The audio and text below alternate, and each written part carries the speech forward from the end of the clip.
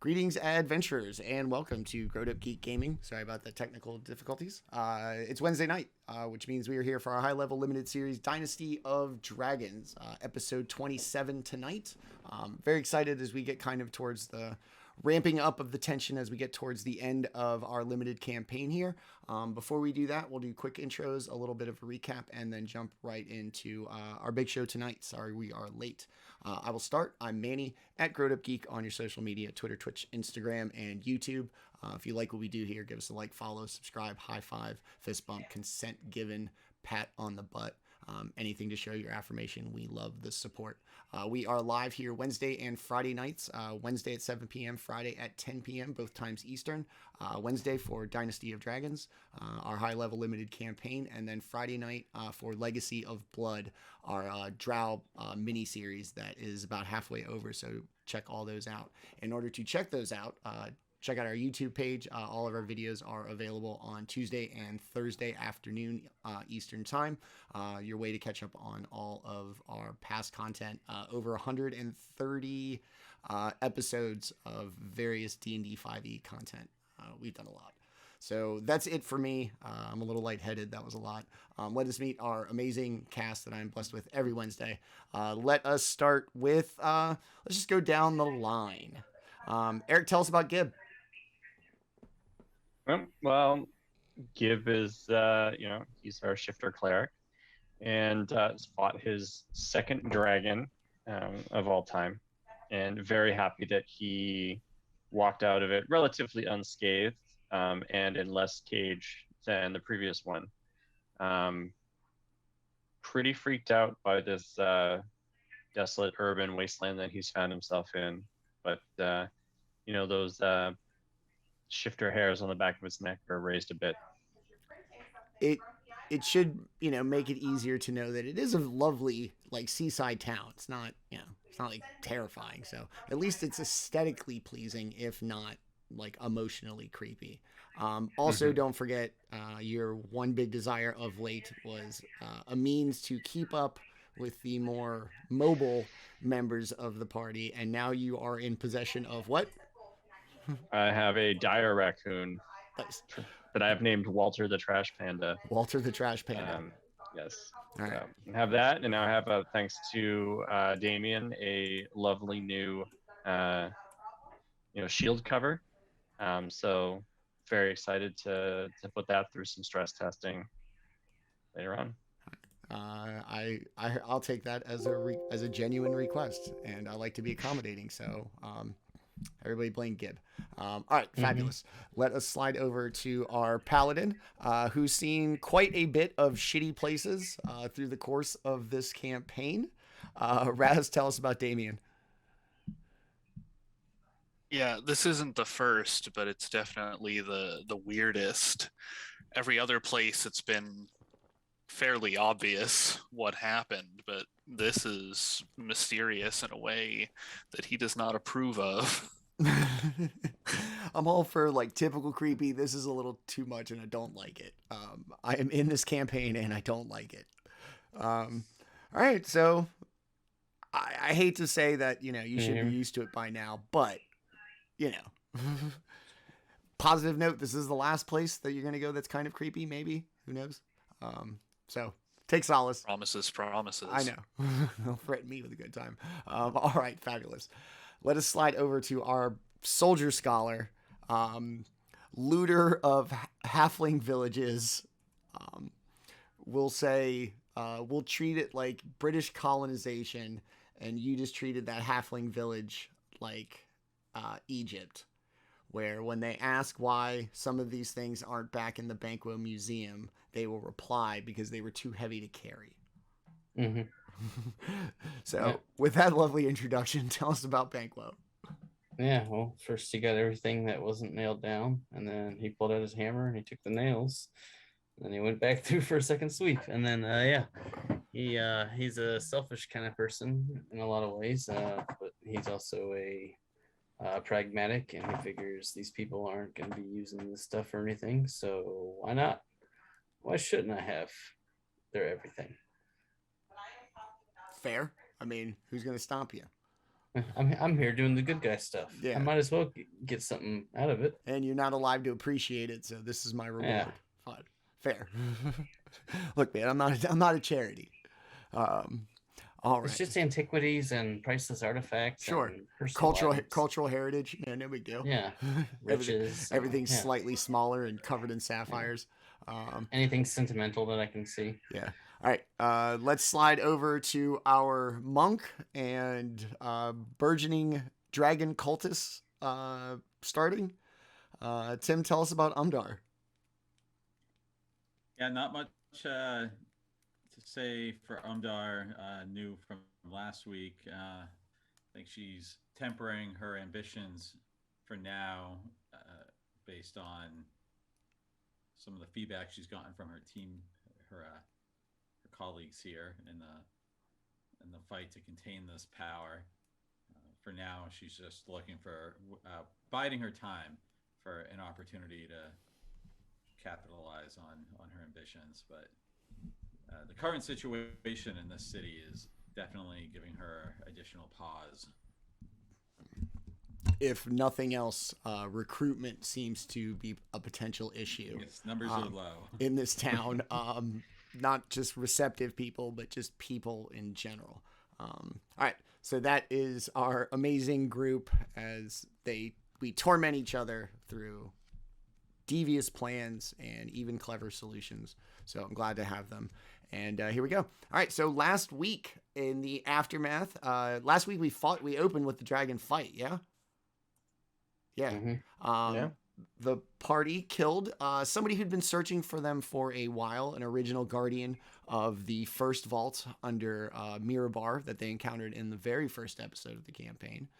Finally tracked them down, offered them potential power, but also told them the futility of resisting, that in at least Sergei's eyes, that this world was already doomed.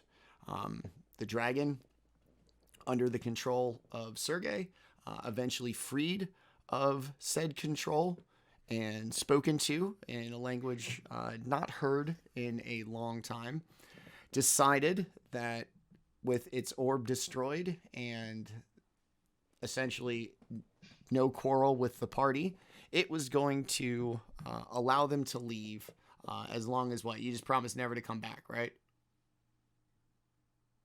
Yeah, that was the deal. Okay. We were gonna, get rid of the evil object and never come back, and I'm happy with that deal, Okay. to be honest, because fuck that guy.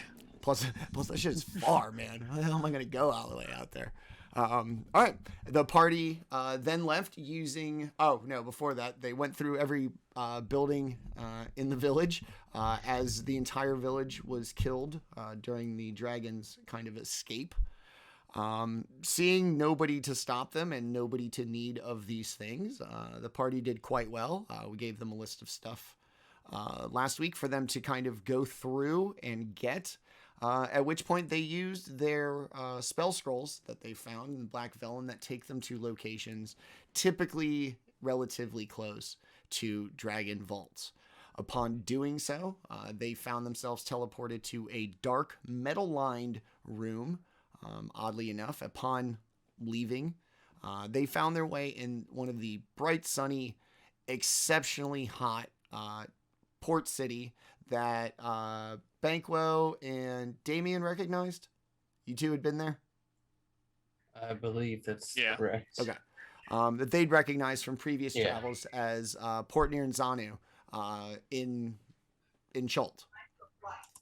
This exceptionally large trade city, populated, large, essentially the major hub of trade, commerce, and travel in Chult. Empty. All of its citizens seemingly placed in a large pit. Trauma to the eye or eyes. Gith heads hanging from the gate in the typical show of intimidation and lack of tolerance for their existence. Made their way to the trade district in town, saw vegetables produce still sitting on shelves, everything appearing as if this town just up and disappeared in a moment's time. That money in strong boxes, produce still on the thing, stalls still stocked, doors left open, fires that had completely burned down, just gone. With a little aerial recon, they saw other parts of the city, including a large temple, once the home to a very beautiful and renowned glass dome. All the glass has been smashed, and as a better place to start than any, the party is going to set out in that direction. And with that, we will pick it up tonight, episode 27, A Dynasty Invaded.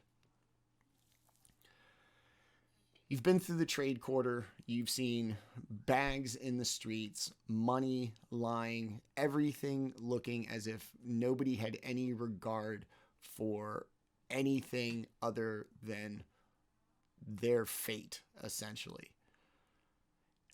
It's boiling hot. It is god awful hot. Like South Florida in August, hot, miserable. Things are rotted. You're not really entirely sure how long it has been since whatever caused this exodus. That's the best way to put it.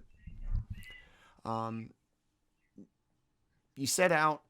You're going through town.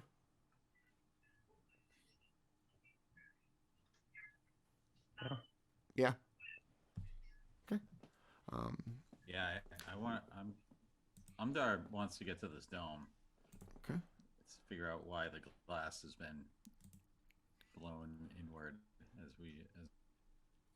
So you head down through the trade quarter, along the streets, and outside of the trade quarter, there's still commerce that happens, little carts, certain parts of neighborhoods, localized foods, little tiny vendors. Every single one of them looks as if they were abandoned in the same manner as everything in the market. As you get to more residential parts of the city, almost every door to a one has been left open.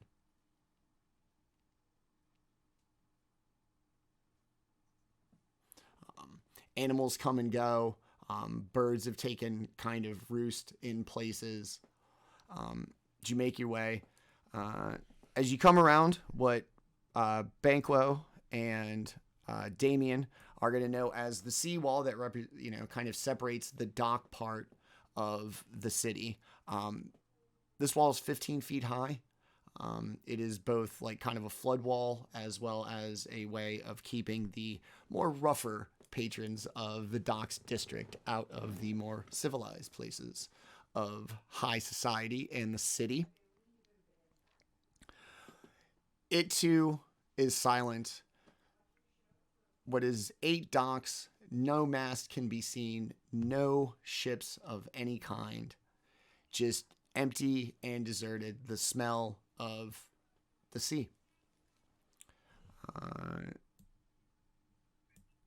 Interesting. All right, so there's only one way to get to the actual temple if that's where you would like to go. It's essentially this.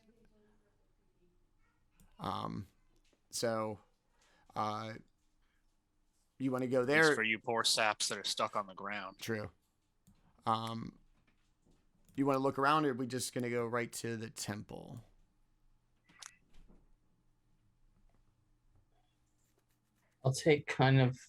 I would like to take kind of a slow jaunt over to the temple to get a good look at things, but I'm not going to take any detours, or at least I'm not planning to take any detours other than like momentary stopping in, almost like shopping, but just like seeing if there's anything worth taking or anything that like might give me any kind of clues, any kind of damage to anything, because right now there's no indication of what happened. As you turn essentially like this corner here, going this way, like down where Umdar's token turns into Daemion's. Its proximity to like the ocean and the sea. Here, instead of this kind of nice cobblestone streets, they're usually covered with just the sand that blows in on the breeze.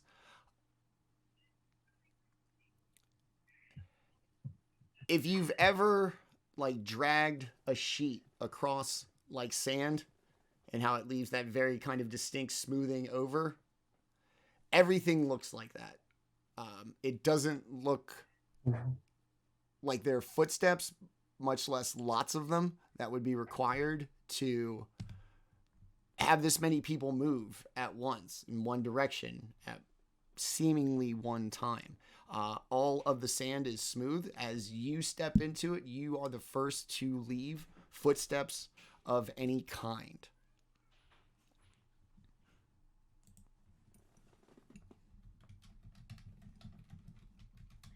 Is that just in this area, or are all the streets kind of sandy? They're sandier. They're closer you get to the docks, so you just get the kind of like sand that would probably fill in between the cobblestones, but you can see it. Here, it's enough to fill the kind of gaps between stones, as well as leave like a layer on the top that,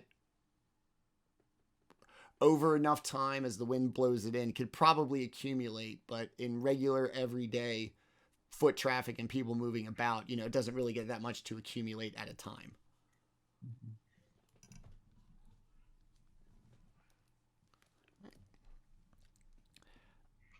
Daemion, you're flying? Yep. Okay. Banquo, what are you doing? You walking? Just casual? I don't know, fly casual. You're muted. Yeah, I'm mostly walking, but occasionally I'll be using my winged boots to like look up and look around, like seeing the streets, that kind of thing. Okay. Manny, how close are the buildings to one another? It's a city, so they're essentially like townhouses, separate structures, but no gaps, no alleys between them. Okay, I want to call up Walter. Okay. And I want to ride him across the rooftops. Okay. Merrily or majestically? I mean, he's going to be laughing maniacally as he's like jumping over alleys on the back of a giant dire raccoon. So. All right, that's fair. A lot of second floor patios, that kind of thing. The Trash Panda, notorious for their ability to climb as well as just generally be adorable. So we'll make his way up to most everything is 2 or 3 stories, save for prominent buildings up on kind of elevated plateaus that are like 6, 7, 8 stories to really kind of set them apart from everyday living and really kind of be focal points. You saw the tent of the big central market earlier, right here. Daemion and Banquo would know this to be the Royal Palace. This one is going to be the Grand Colosseum. This looks like a fortress of some sort. And then obviously the big cathedral that you can see now. Outline of the dome, everything. You can imagine how beautiful it would have been filled with the glass that usually sits there. Which one's the palace? 5? 5. Okay. Cool. We'll read that next. As I'm kind of, jumping up between buildings and onto these, balconies, is there anything notable sort of as I look into some of these apartments? Still no bodies or anything? No bodies. Everybody's like living spaces and everything.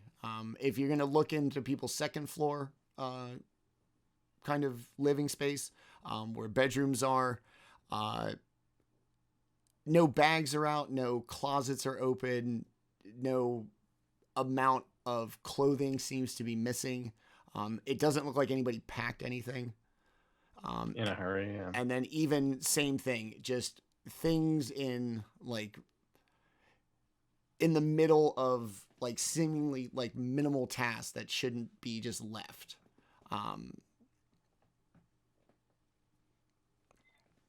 Mm-hmm. Okay.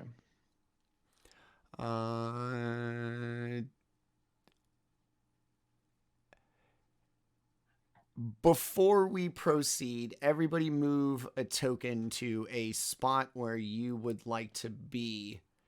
If Gib is going to kind of get to like the outskirts reflected in where his token is, we can move forward. Everybody just get a chance to be where you would like to be when that happens.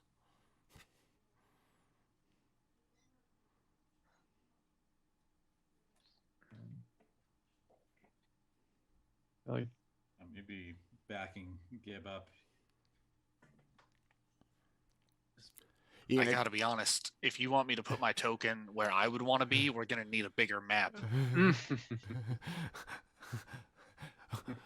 Where's Neverwinter? We'll just give you a world travel map. All right, so Gib, you're just going to kind of go around the perimeter of this plaza. Yeah, I think maybe not on the wall, but definitely along the rooftops near it. Okay. As you make your way turning towards this walled part of the city, you're going to notice things like betting parlors, posters of gladiators, and then signs saying Grand Coliseum, and then obviously pointing in the direction. As you walk through the city, the only noise is the sounds that you make.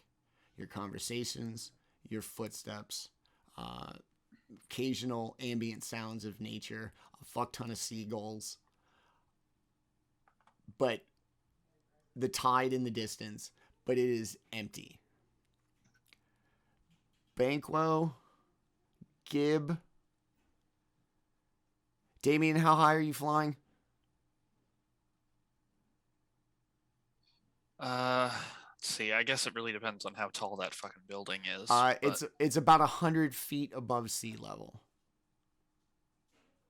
That sounds good enough to me. Okay, so just above the top of it? Yeah. Okay. Everybody, for the first time, is going to hear a sound that is not of your doing and not an ambient nature. There is going to be this kind of low rumble, maybe. Daemion especially, you're going to feel it almost like radiating through the metal of the Colosseum. It's domed. But something inside is making a sound.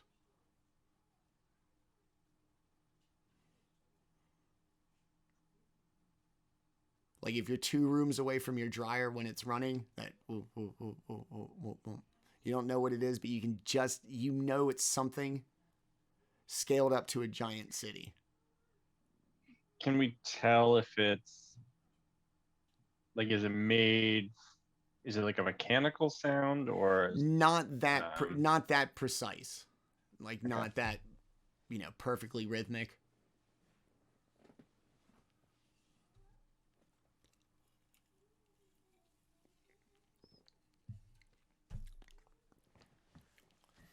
Well, I think Gib and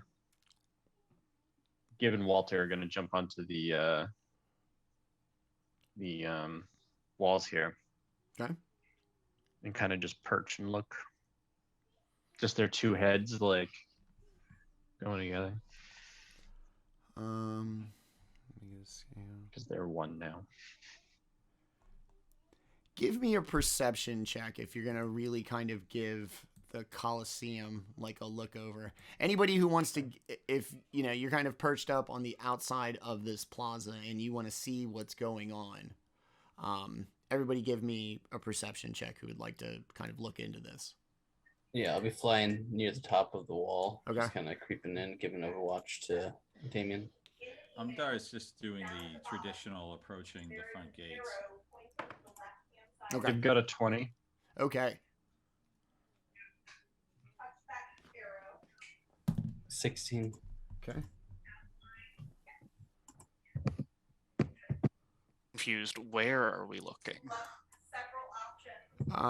If you wanted to kind of get a specific like bird's eye perspective from like directly above, you can do that.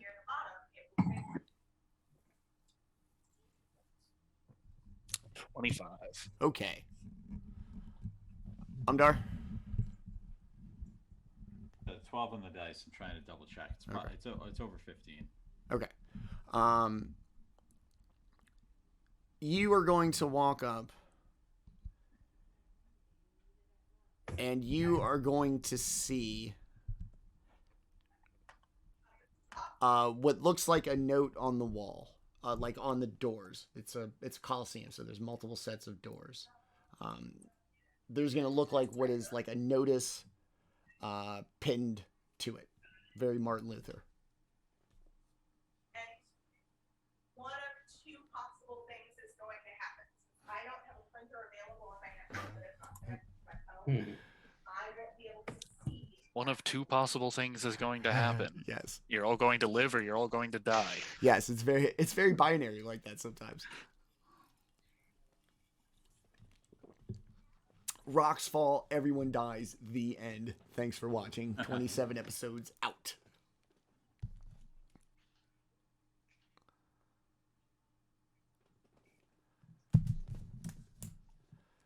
And Daemion, for you, up from the top,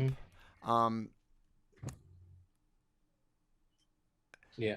the like kind of the upper windows that they use for maintenance and getting on the inside of the domed ceiling, you know, for maintenance and that kind of thing. This is the first place you're going to see where every window, every door, every exit is seemingly closed.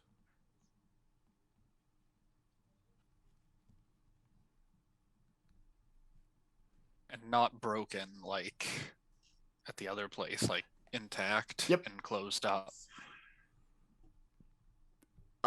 For you, it would look like you walked by here on a day that the Coliseum just didn't have an event.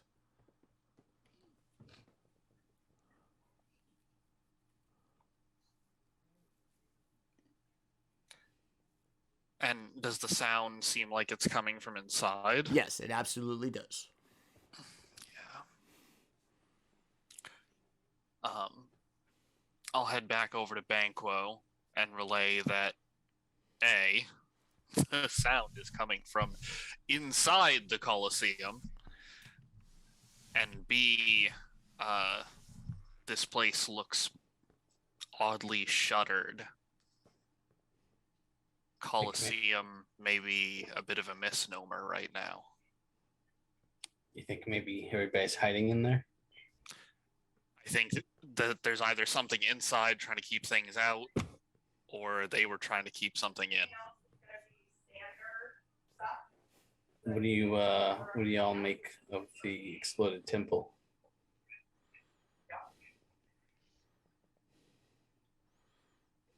Not happy about it. I bet. Discretion at the highest order. Yeah, but I mean, like, importantly, what do you think I mean, happened? this is the first thing that, you know, we've come across that might show any sign of life. I don't think we should just ignore it. Yeah. Especially since we don't really know what we're doing here or where to go next. It begs further investigation for sure. Gibb calls down to Umdar and says, you know, what do you see? Manny, do I see anything other than a plaza leading up to the entrance that's spotless and without any other presence? Maybe a No. pigeon? Yeah, like your occasional, your wildlife, you seagull above. The streets aren't clean, as in like swept and maintained. So there's, various litter and stuff rolling about, but no living beings save for your party. And How about the entrance to the temple? Are the doors wide open or are they shut? they were open. Thorn is gonna. Thorn would have let me know that. Yeah, it seems abandoned. I imagine I can hear the noise from the front gate there. Yes. I can't tell anything more than what something freaky's going on. But And like I said, you're more than gonna can see. if you're gonna just walk up, every kind of thing has essentially the showy entrance, the big dramatic one. Your approach is going to be up to that, so the stairs, the columns, and everything, and on the big showy door, you could see like a notice, like I said, like pinned to it, piece of parchment. If you're gonna keep walking, slowly, cautiously. I mean, maybe I'll make a stealth check just to Okay. keep it quiet. 16. Okay. You're gonna make your way. The steps are kind of lined with a little bit of sand, so they're gonna pad any sounds. You make your way. The sound gets louder. It's very clear that it is coming from the Colosseum in front of you. I'm trying to think. Vision test. You could probably get up to about maybe 30 feet from the door and probably make out the what the notice says. It's not, it's not a manifesto. It's 3 words. Playbill. Coming soon. Cirque du Soleil. Marquee. Theaters now. So give me 3 words. Yeah, just give me a perception check. Like I said, it's 3 words on. All right. Well, nat 20'd it, so 29. Okay. And my You're vision is nice. point. Um, Am I reading comprehension? as a guy who wears glasses, I am envious of your D&D character's ability to see from a distance. It's going to say in the how well can Umdar read, and how well read is she? Well, she knows Common, Draconic, and Orc, Okay. and she carries calligrapher supplies. Ooh, perfect. So she is pretty well read, fluent in those languages, and can pen a letter if needed. The or calligrapher's copy. kit is the essential part. You are going to see in this simple 3-word posting on the wall an elegance, a style, and almost an efficiency of stroke. Just that you have never seen before. It is some of the most gorgeous, exotic, yet technically well-produced script you have ever seen. And it is going to say, "Behold our power."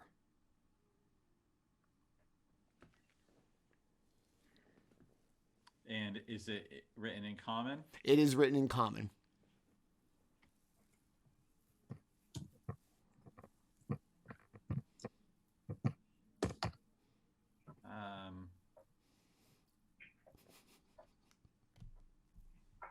I don't know who's within earshot that I could report that to if we're still doing we have any kind of psychic link going on right now, but Unfortunately, that is also the Mad Mage game. The only psychic link we have is that Damien's pretty sure if he doesn't keep an eye on you, you're going to get us in trouble. Hey, where's she going? Where's she go? What are you doing? Where are your hands? get out of my head, Daemion. Show me your hands. Okay.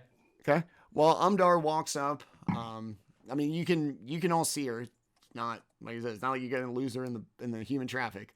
Walk up, you're gonna see her stomp, and from a distance, apparently, whether you knew it or not, Umdar's got like 20/15 vision for all we know.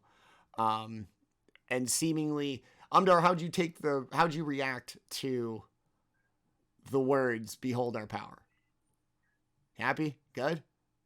Reassured? I am kind of just shocked. I mean, I've been beholding this power since I arrived. I've seen, or I've been told about the pile of bodies to the north of the city. I've seen the empty storefronts and the completely abandoned streets.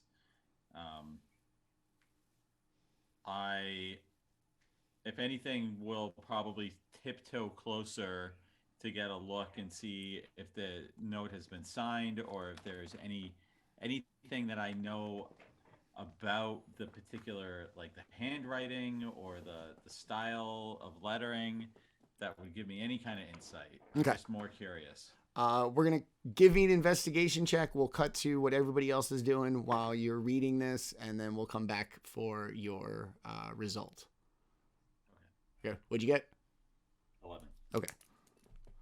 All right. Gib, you're going to see Umdar make her way all the way to the door, kind of read up on something that she has seen. You two are going to notice, at least from your perspective on the wall on one side, this is the only building you've ever seen so far in town that is entirely closed. All of the windows, all of the doors, everything. While Umdar's kind of walking up to the door in her best kind of guy after Martin Luther impression, what are you doing? So Gibbon and Walter are going to be kind of running up and down the wall here, just looking around, looking down towards the cathedral, checking things out. And then he's actually going to run up and try to get Banquo's attention. And he's going to ask, Banquo, you ever seen anything like this before? I mean, it seems like everyone just got up and left. Could they have been enthralled somehow? I've been looking for signs of what happened, and it almost seems like it's somewhere between a total rout and just a get up and go. People have dropped what they were doing, but they haven't dropped their personal belongings. They haven't ran so fast that they've harmed each other. They haven't. I see no blood stains on corners. I see no people who have tripped and been trampled. I see no evidence of a crush. But it does seem like everybody may have come here. I don't know if this is evidence of, like you said, some sort of enthralling, or It looks like they've gone willingly, but not fleeing in a rush. So maybe the whole town has been doing drills and they are just exceedingly disciplined when it comes to emergency preparation. But I think whatever the fate is, say again. The mayor should be commended. Yeah, yeah, they're passing records. They're setting goals. But yeah, let's see. It looks like, if anything, they've come into this building, so that's where we'll go. Mm-hmm. Daemion, you're flying above. You can see Umdar make her way up. Gib kind of walk along the wall to where you can see Banquo. You still floating, buddy? Oh yeah, no, we don't Okay. touch the ground anymore Okay. unless we have to. Walking is for peasants. I walk on air. Like, I want you to think, I found out I could do this like what 2 days ago. Facts. Yeah. Would you be on the ground? Like when you get your driver's license, you just want any reason to go somewhere. Yeah. I'll take you to the library. Yeah, whatever. Get in the car. Let's go. So you can fly around. You get to be above like the metal part of it. The roof is metal, it's sheet metal for the majority of the coverings with a steel structural support. So you can just feel like this rhythmic hum of something inside, like off the metal. It's not soundproof. You can still hear through it, but something is definitely going on inside. He says, continually casting out the bait.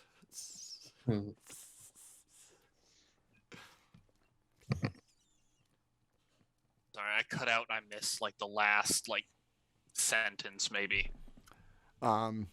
Before the fishing analogy. Yeah. Okay.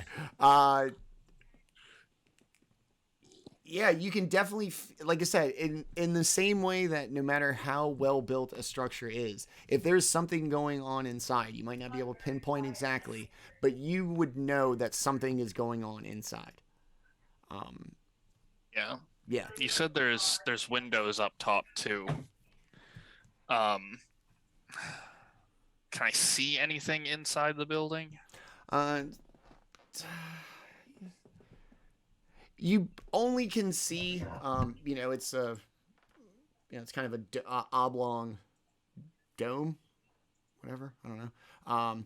So the windows are going to kind of be set back pretty far. They're on the perimeter of the roof, so you can see straight in. You're going to see, kind of the structure, the roof, the beams that hold the roof up. And then across to another source of light, that would be the window on the other side. But from your perspective, you can't like look in and kind of see what's going on the Coliseum floor.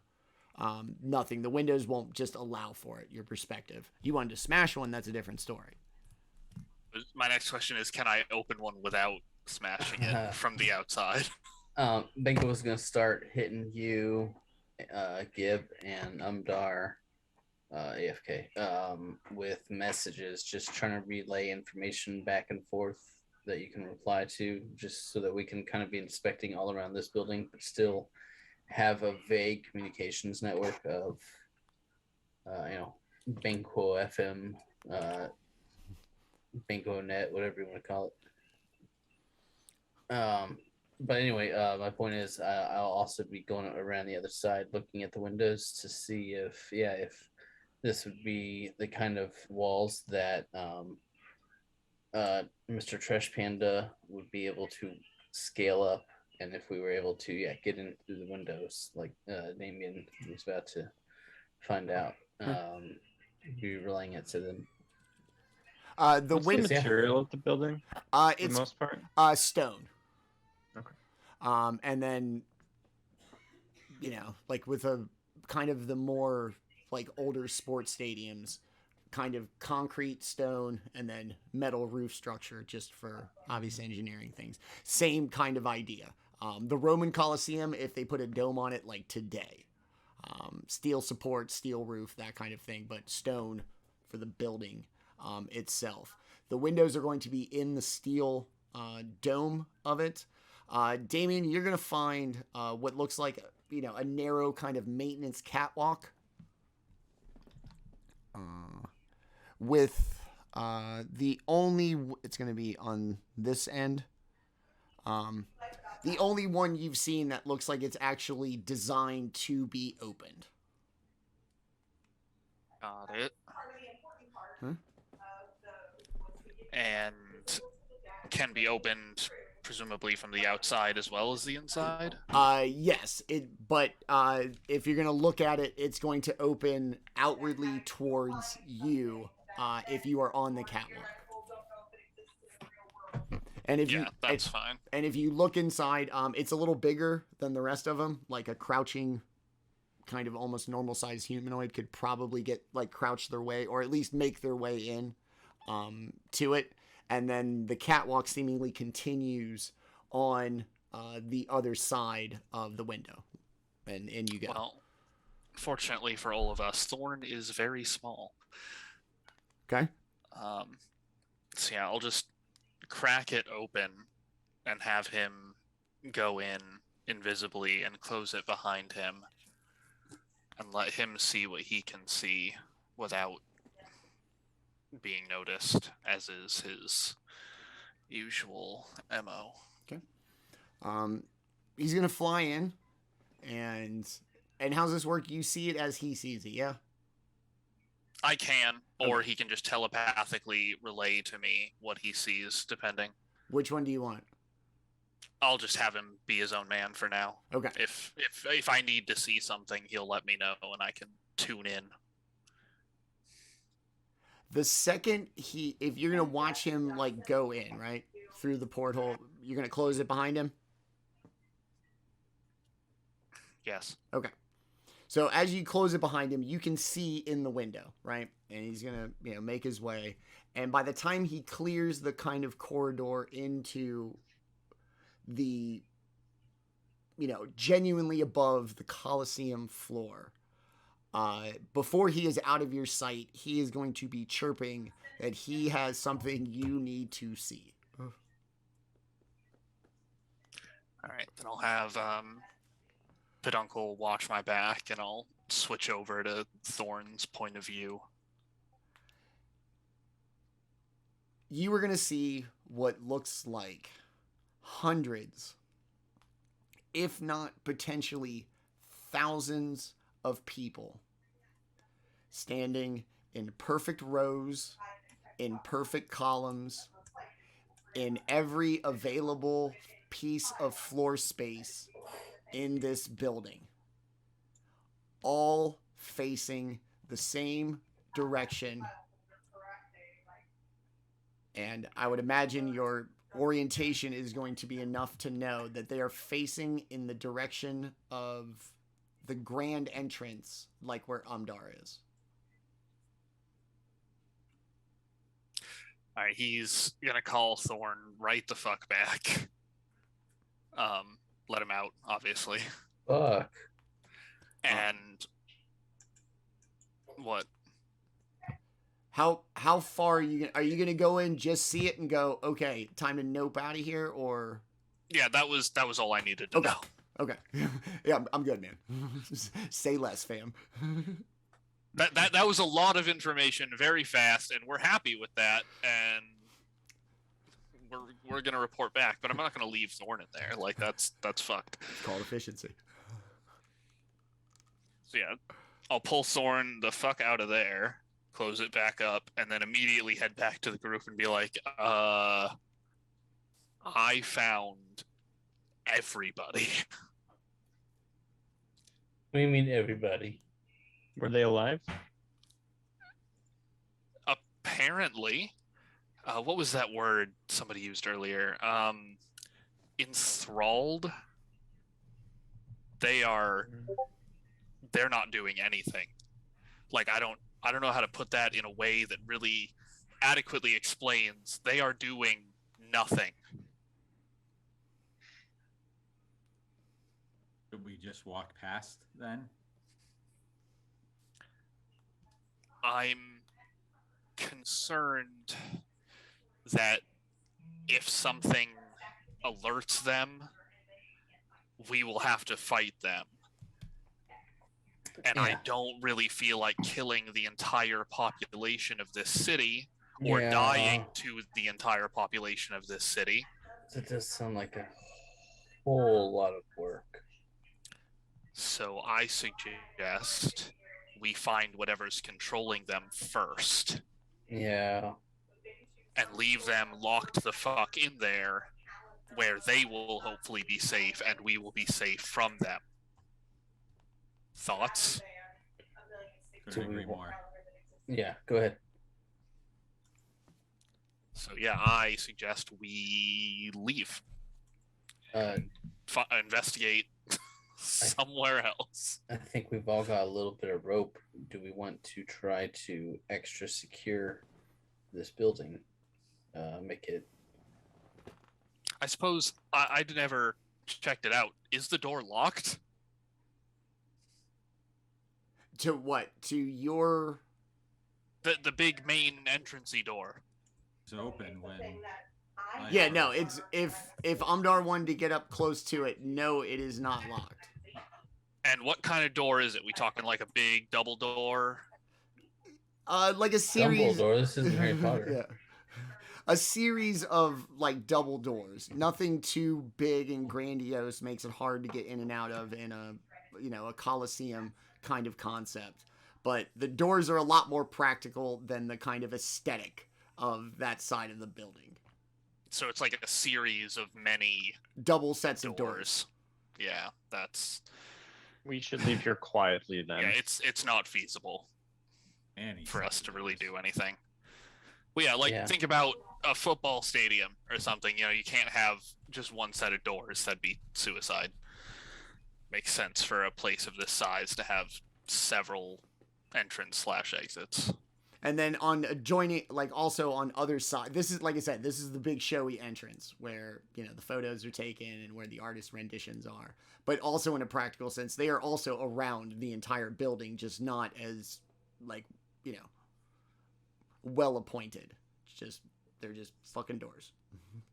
So yeah, I'd like to go back to suggested plan A of walk away. I concur with that.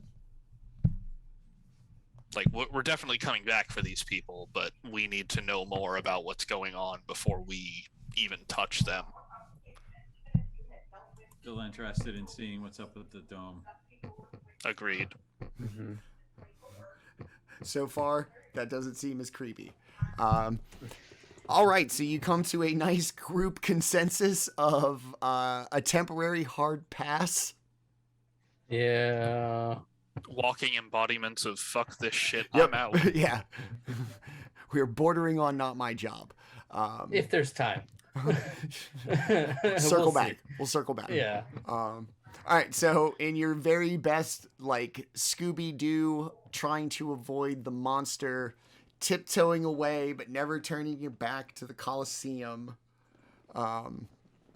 you make your way over to the bridge to what you would see as, it's got its own aesthetic. It's tropical, it's beautiful, it's got its own cultural heritage. Port Nyranzanu is a very unique looking place. In a place of beautiful, exotic looking buildings. This is genuinely the most impressive. It is all like alabaster marble.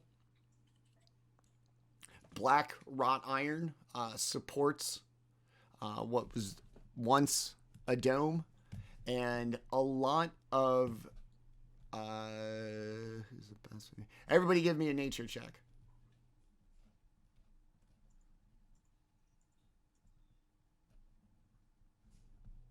One. Okay. 14. Okay. 10.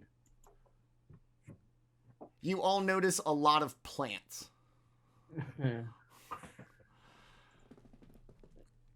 14 does give me a little bit more than that. You would recognize them. I didn't know the 14 was yours. You would recognize them as plants that thrive most at night.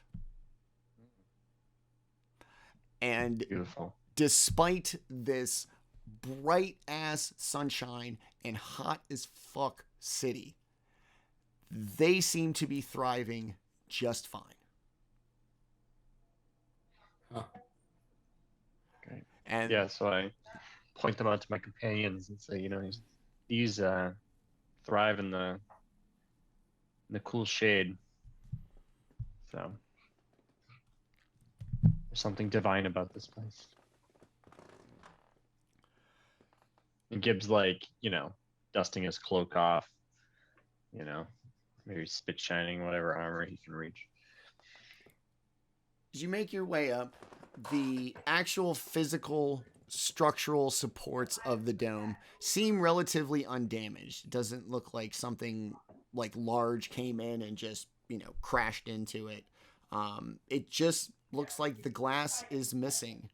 As you walk up, the part of the dome, exposed to you, you're going to see what looks like the phases of the moon, like every so often, at certain points around what Thorn will have told you if Thorn is an aficionado for geometry, like a perfectly circular building.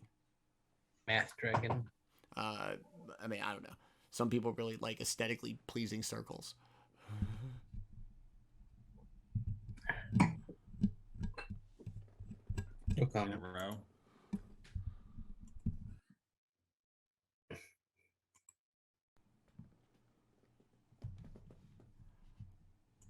You can see So are it. we coming straight up this path, or Yes. are we, like, Yeah, that's the only kind of approach.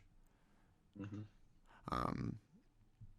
This is walled off. Everything within the confines of the wall, it's easy to suppose, are probably buildings to support the cathedral. Most of them are laid out in a very similar, like stylistic way. Mm-hmm. Okay. So the first building we approached was like a temple, right? Or a coliseum? Is that how you described Yes, it? Colosseum. And so as we approach number 1 on the map, does that appear more as is that a temple, or can we get an idea of what kind of building it is, or what its purpose was? Banquo and Daemion are gonna know it as the Moon Temple.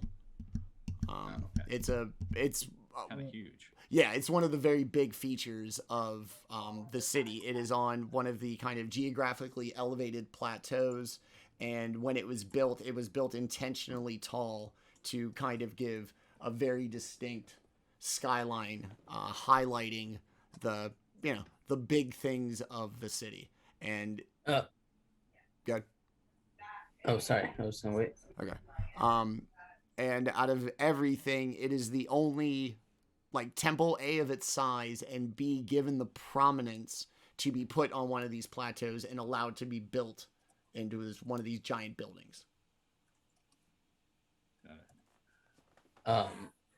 Gibb has made it clear. You follow Saloon, right? Mm-hmm. And you've made that clear, like an open. So like I would know that. So having been here before and knowing that this is a temple of the moon, and then knowing you and knowing about Saloon, I imagine would have like prepared you for like, hey, this might be significant to you. Yeah, for sure. So is this a common layout as other temples of Selena? Like, would Gibb have a kind of general understanding of how things are laid out and where things would be within this complex, or at least identify the buildings based off of? You would have heard that in one of the far off places, they have built a rather large temple. The layout is more or less the same. The kind of aesthetic is very familiar. It's just scaled up in a way that you haven't probably seen before. Mm-hmm. Yeah. So, yeah, Gibbs just a wide-eyed child at this point. He's like, wow. You know, all of the little like all of the little subtle like symbology that would come with like a temple that like a layperson or a non-follower wouldn't know. All the rules, orientation of the building, which way it faces, all these things are just like impeccable. They're perfect, and they are done in such a way that whoever built this or was in charge of its construction was one of its most devout, I guess is fair, in how meticulous they were at the construction to hit every single note of this needs to go here, this needs to go there, but then just like blown up to an enormous scale. Okay. Yeah, we need to check out the circle of the moon. The altar should be in the center. The Any kind of the dome is about 300. Wait, the dome's about 200 feet across. Like, it's big, and it's just one big, like I said, like perfect circle. Yeah, so Gibbs just gonna. It's gonna go. He's gonna keep an eye out, but he's gonna go trotting up the path into the complex. Okay. And gonna try to make his way inside. Okay. This being an important place to Gib, they're gonna go for it. Daemion still flying. What are you gonna do as Gib walks up? I really don't know. This whole place makes me nervous. Now that we're closer, and I know all the windows have been kind of blasted out, at least I can use my aerial vantage point to try and get a look inside. Okay. So you're gonna go above it and look down? Yeah. Okay. Banquo, Umdar. Gibbs going for it. Daemion's flying above. What are you two doing? How tall is the structure before it begins, before like the lip of the dome?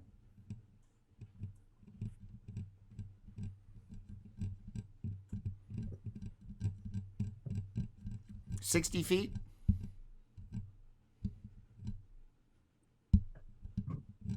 Can I see a path to scramble up to the edge of the dome? You want to go on the outside. You want to climb and look in. Yeah. Yep. Yeah. Actually, I can walk up vertical surfaces. Okay. Because I'm a monk, so I will make my way to peering over the edge of the broken dome. Okay. And then Banquo. Yeah, I'll be pseudo walking up walls with my winged boots and seeing Umdar and heading down from the ground. I'll accompany Daemion in the air, but I'll keep what is it? I think it's 120 feet. Yeah, so message can go 120 feet. It's stopped by a foot of stone, so if they're on the other side of one wall, I'll be able to cast message to talk to them. Yeah, so yeah, we'll be out of commo for a while, but yeah, I'll just be heading in from the roof. Okay. As everybody gets to we'll do everybody on the outside first. You're going to see a beautifully kept like place of worship. Just the interiors always give off like a different vibe than, other places.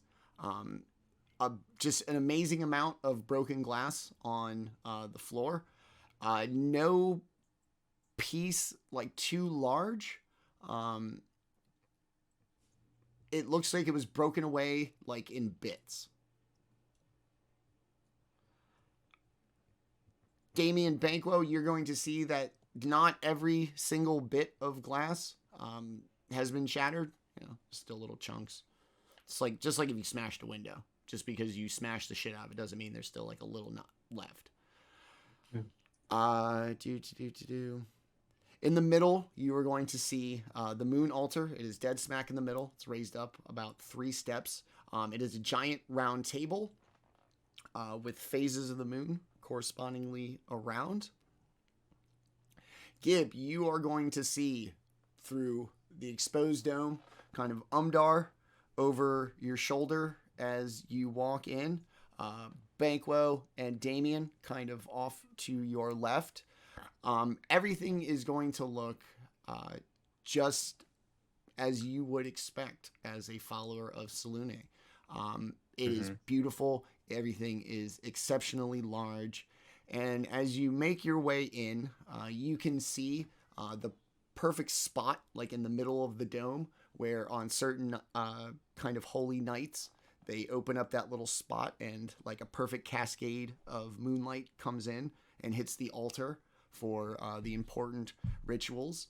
And you are also going to notice that the dome is not just like a structural thing, that the frame and support of it are also in what seems to be something of a pattern that you might be familiar with. Go ahead and give me a nature check again. Would a religion Religion will work as well. Yeah, okay. Yeah, got an 11. You're going to recognize bits and pieces of it, as well as something kind of jogging in your memory. There are points along the dome that are a celestial map. All the constellations, famous stars that when are parts of prominent seasonal rituals are cast in a moonlight in such a way that their bits hit the table as a way of recognizing other celestial bodies and how the universe kind of all works together. You've seen it painted on ceilings, but never have you seen it like in this purpose. You've seen the little hole for the moonlight. This is scaled up to now constellations and other celestial bodies are displayed in the same way when backlit by full moons on the lunar cycle. Broken glass everywhere. A little bit of blood. And on one of the interior columns, you are going to see a person chained to the column. Head down. Well, Gibb's gonna run right up and see if this person's alive. Okay. Is it human? Yes. Everybody, not Gibb. You're all watching him, right? As that's your plan, providing a little Overwatch cover. At the moment, yeah. Okay. No more exploding carts, you know? With it doesn't take much to take in like the interior space. It's big, it's round, there's an altar. The dome's pretty nice, but as far as like scanning the whole thing, there's not a whole lot to see. So when something draws Gibbs' attention, your attention is going to be drawn to it too. And you are now going to see what appears to be somebody very well chained, like crisscrossing the body to a column inside, and Gibb making a run for it. Daemion, you cool with it? You want to do anything? Yeah, most assuredly not. Do not touch that. Gibb just doesn't even hear. I have seen so many traps. Oh god, I'm so glad I'm faster than Gibb. Holy shit. You're running. Banquo, anything? Was it? You're going to see Gibb taking off towards what looks like a body that's chained to a column on the inside. I'm going to hit Gibb with a bardic inspiration, and I'll say, see if that one's gonna survive.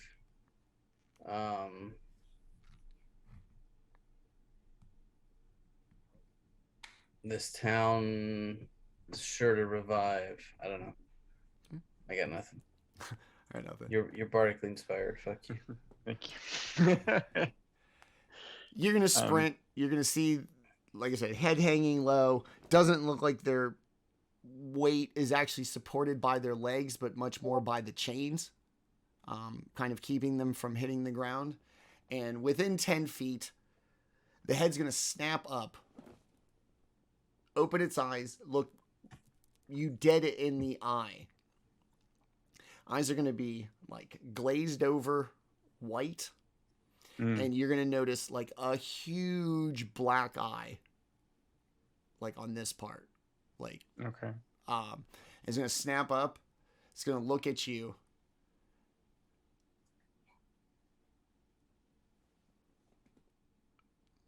We will no longer live in fear of lesser beings. We will find them. We will eradicate them in Illithrak's name. The Iconoclast's arrival is imminent. This world is doomed. None but his true champions will survive. It is delivered in a monotone voice, and the mouth movement and the kind of odd personification made it look like either a puppet or like something animatronic. Was this just, as I get closer, was it just like any commoner, or was this somebody I would have recognized, would have been like an acolyte or Slightly temple? above an acolyte. They're probably about 30, 40 years old, human. So they start at the kind of typical age. They've advanced through the clergy like a little bit, but nothing too high. No, grand regalia signify like a high station. I'm gonna stop up short and I'm gonna demand, who are you? Identify yourself. We will no longer live in fear of lesser beings. We will find them. We will eradicate them in Illithrak's name. The Iconoclast's arrival is imminent. This world is doomed. None but his true champions will survive. Very monotone. Not that my voice is full of emotion, but if Siri was giving you that speech. Is the body trying to struggle against the chains, or Nope. is it just lift the head? Just lift the head. Okay. Well, I'm not going to engage with this, but I'm going to let the party know. We have a Illithrak's thrall down here. Kill him. Yeah. Did Daemion catch any of that little speech? It's a big cavernous building. Like I said, not a lot of ambient sounds. You probably heard it, or at least probably bits and pieces of it. Give me a perception check. I mean, like I said, it's a big stone building. I would imagine so, unless you roll 17. Okay. You probably heard bits and pieces. I would imagine Illithrax is probably all you needed. Yeah. That's kind of the magic word around here. So, too late to stop Gibb from getting himself into trouble again. That is definitely going to shift focus. And Daemion's going to head in that direction and try to knock them out with the pommel of his blade. Okay. Knock me out? Knock Gibb out? No, not Gibb. No. Fuck's sake. Gibb just gets cold cocked. In church too, bro. That's wrong. All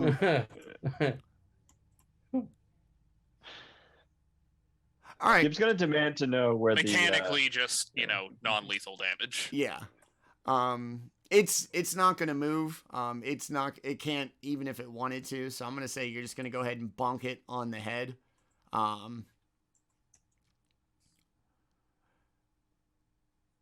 You're gonna hit it pretty hard. I tend to do that, yes. You've got also a concept of what it takes to knock out the average human being. you're gonna, I mean, just bop, whop it. It's gonna go down. It's gonna pop right up. We will no longer live in fear of lesser beings. We will find them. We will eradicate them in Illithrak's name. The Iconoclast's arrival is imminent. This world is doomed. None but his true champions will survive. Yeah. Get a lot of that. So it keeps talking anyway, huh? What does that mean? And now it's looking at you as it does it. Well, that's significantly more concerning. But same, like I said, just completely white glazed over eyes, like vacant expression. If these things, if whatever this is can manipulate their bodies, you know, regardless of like whether they're conscious or possibly even dead, we're in a world of hurt right now. Yeah. That's not good.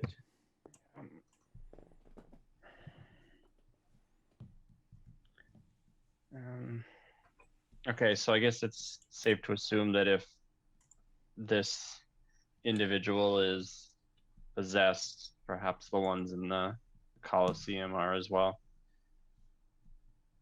Also, I am fairly certain that any shot we had at the element of surprise just went the fuck out the window. Our presence is known, and that's bad for us.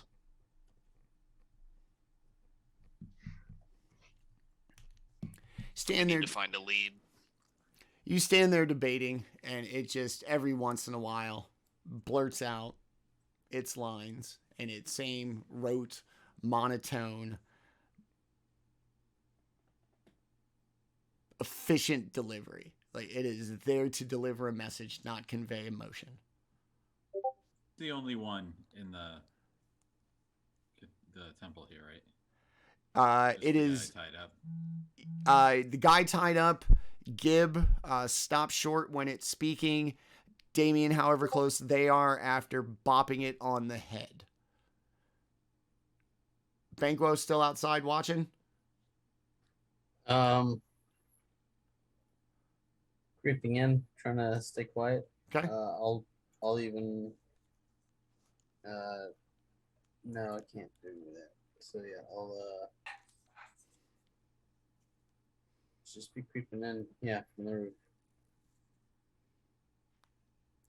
For what it's worth, after about the third iteration of that bullshit little speech, Damien's gonna fashion a gag out of a bit of rope and some cloth just to try and shut them the fuck up. I've got some caltrops that you can use. Whoa! We will no longer live here. I said Of gag. lesser beings.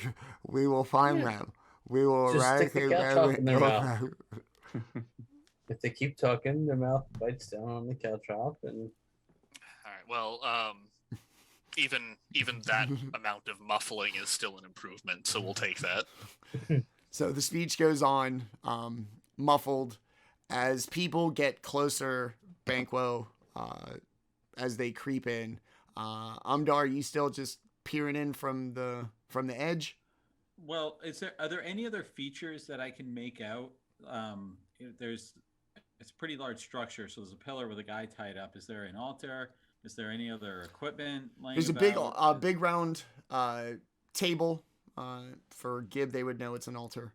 In the middle of the room, and then at each kind of corresponding increment on the circle, there is a little alcove that Gib would know as little spots to commemorate phases of the moon, and then support columns that hold up the dome.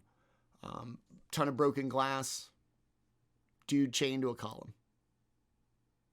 All right, I'm just gonna walk along the edge of the dome and continue to observe what's going on inside, ready to leap down if I'm needed at a moment's notice. But until something of interest catches my eye, I will let the guy who knows more about the moon handle this. Okay.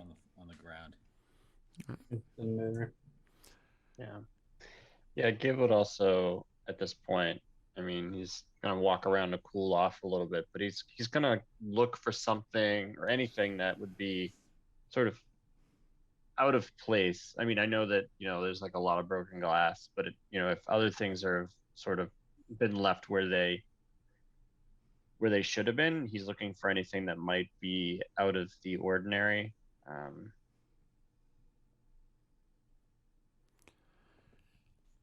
One of the things that Umdar has been curious about is why did the glass fall into the dome? So any source of glass shattering power, I guess I'd be looking for, and maybe not even in the dome. Maybe I'm looking out across the city to see if I see something. Okay. That would help explain. Gib is you like literally gonna pace in a circle around the joint. yeah. Okay. You make your way all of the little alcoves along the circle, corresponding with the phases of the moon. They seem in order, nothing desecrated or smashed, other than the glass of the dome. When you get to the one that would be if the entrance where you walked in was 6 o'clock, the alcove at 12 o'clock, which would be new moon at the far end. It almost seems as if like a little blanket was thrown over the little, kind of, I don't know if altar is the right word, but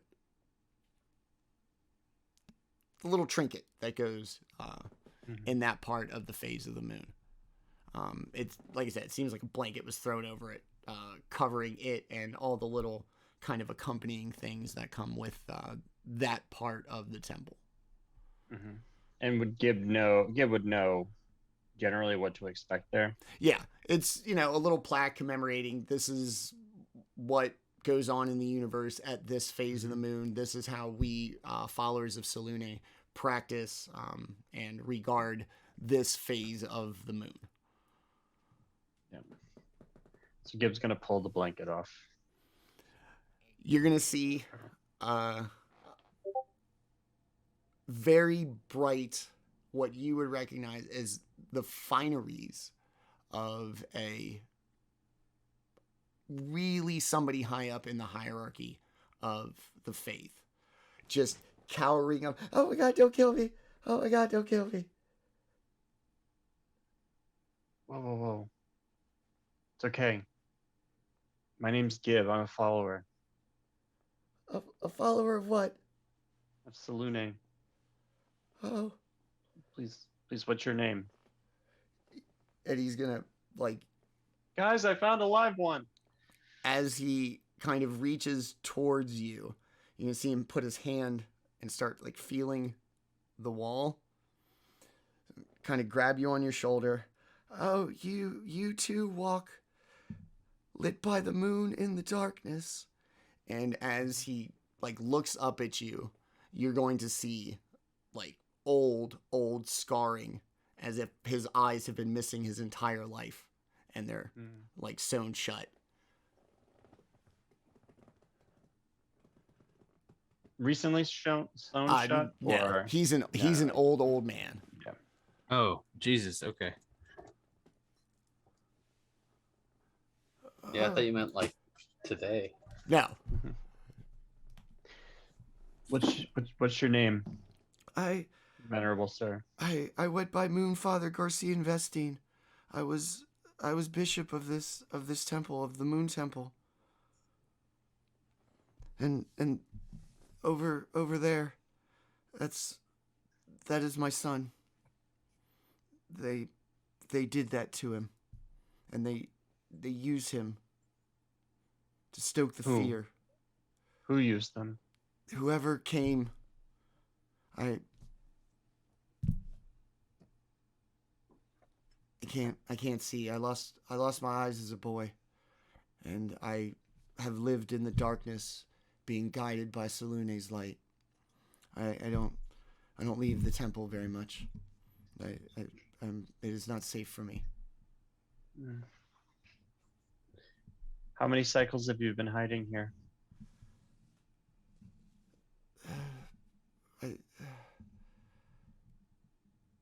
6, 7 days, give or take.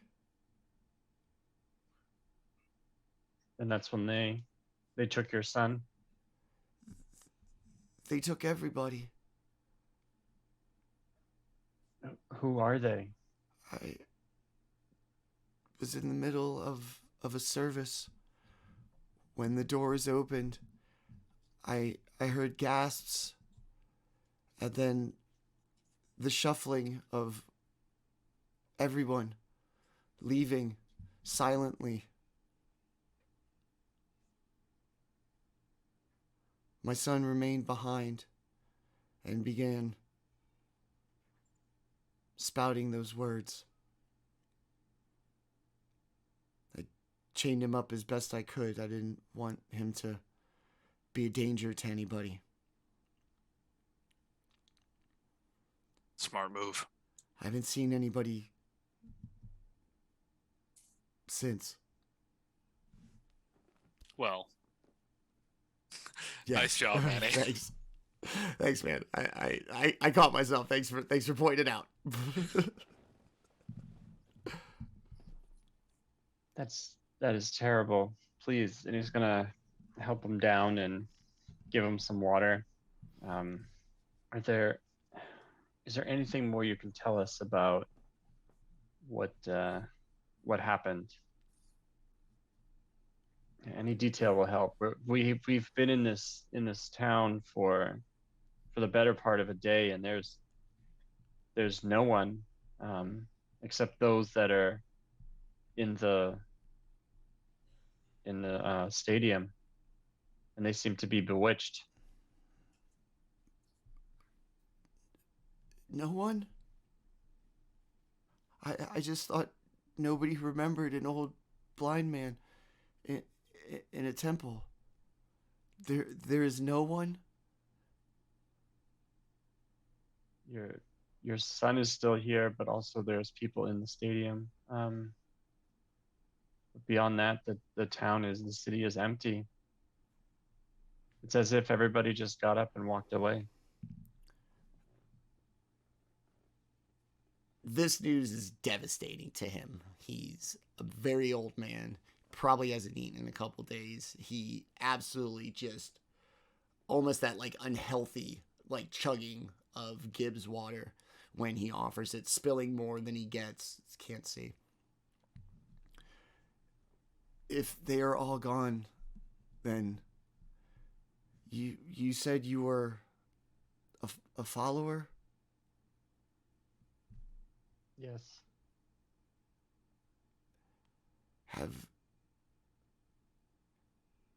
Have you heard the story of the total eclipse?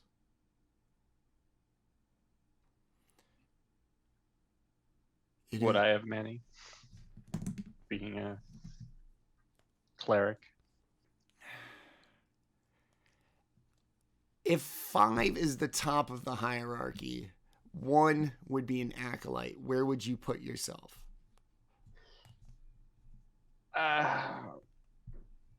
Probably just above an acolyte. I mean, I think Gibb is more like he did like one tour, and then kind of got out and wanted to do more practical things than, study. You would have heard the phrase like bandied about in conversation between like higher members of like the hierarchy. Not like a secret thing, but just probably something in your limited studies just, like never really came up. Yeah. So the phrase is familiar, the details probably not so much.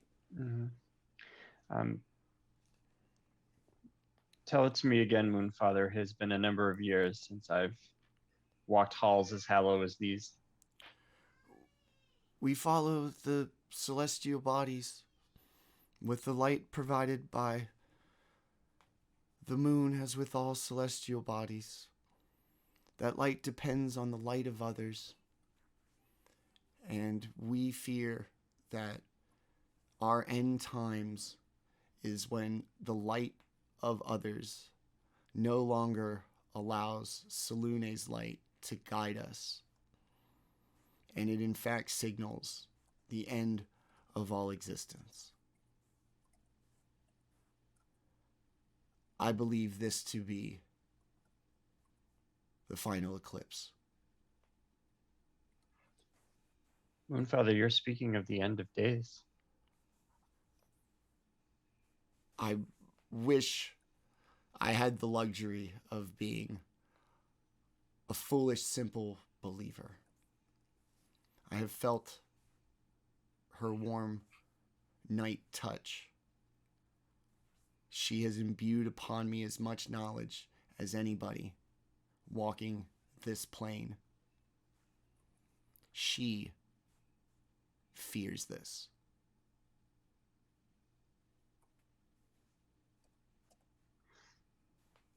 If something can cause fear in Salune, and this is troubling indeed,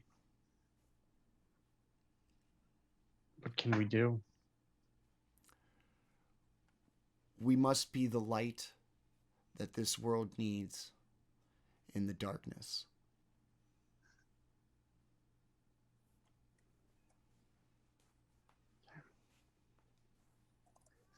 Gibb's gonna give him some rations, and he's gonna say, Moonfather, I'm just gonna leave you here for a moment. I'm gonna talk to my friends here. Yes, yes, of course.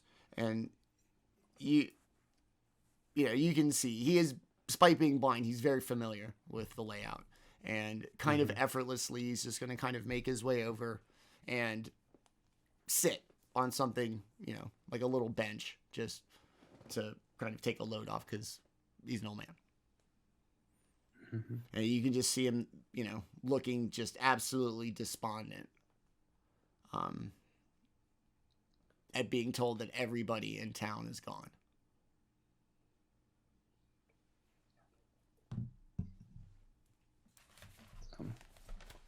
Gibb's gonna confer with his companions, but he's visibly shaken himself. For this bishop to say that this is something that Salune feels is really kind of cut deep to his core. So he's just going to turn to his friends and he's going to say, we have to find out what's happening here, or what happened here. And if this is another dragon, or if this is Illithrax, we need to confront it before more harm comes to this world. Daemion is going to very poorly suppress some sarcasm. Oh, you're absolutely right. We should get on that.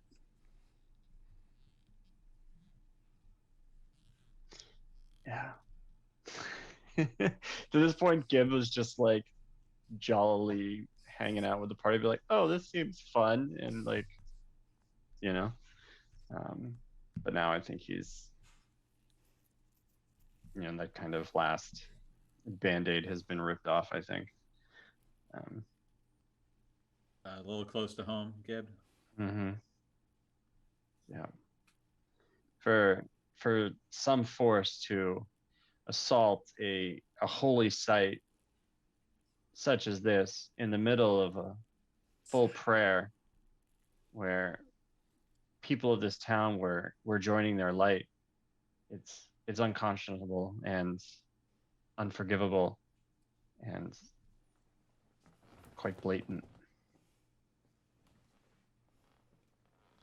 Now, personal relationship with Christ.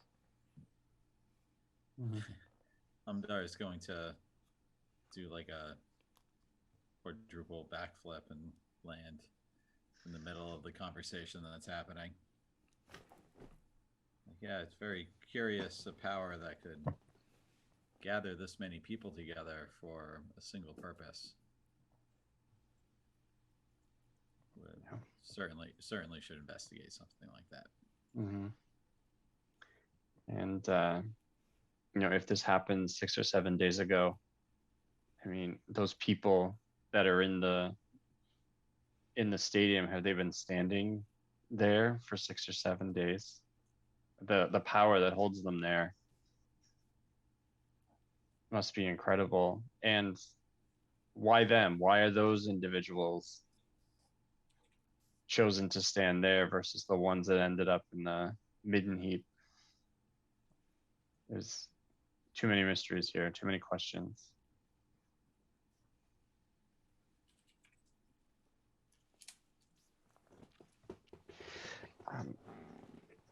Can we ask the Moonfather, can we describe the vault to him?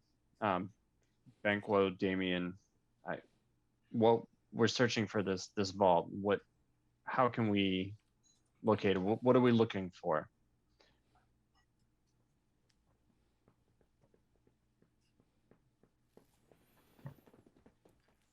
We don't know.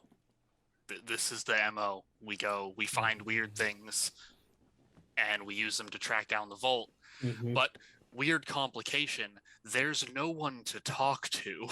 Yeah. I gave you this nice old tonight. man. You're welcome. Yeah, we And a have one-sided conversation the from his Moonfather kid. right here. The kid's not Well, much of a okay, if- conversationalist, but you can talk to him all you want. Out of character, I think that old man is actually a huge fucking clue. Daemion has a suspicion. So if we want to go back to in character, why do you think he's the only one that isn't affected? I don't know. Look at his son's eyes.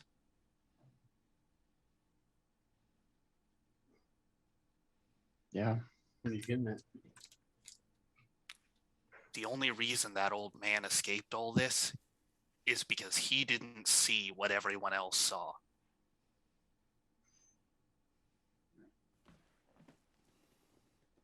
Perhaps. Do you have a suspicion about what he saw or the nature of it? I just suspect that the two things are linked. That it is something they saw that turned them into these slaves, thralls, I don't know. Which means we have to be very careful.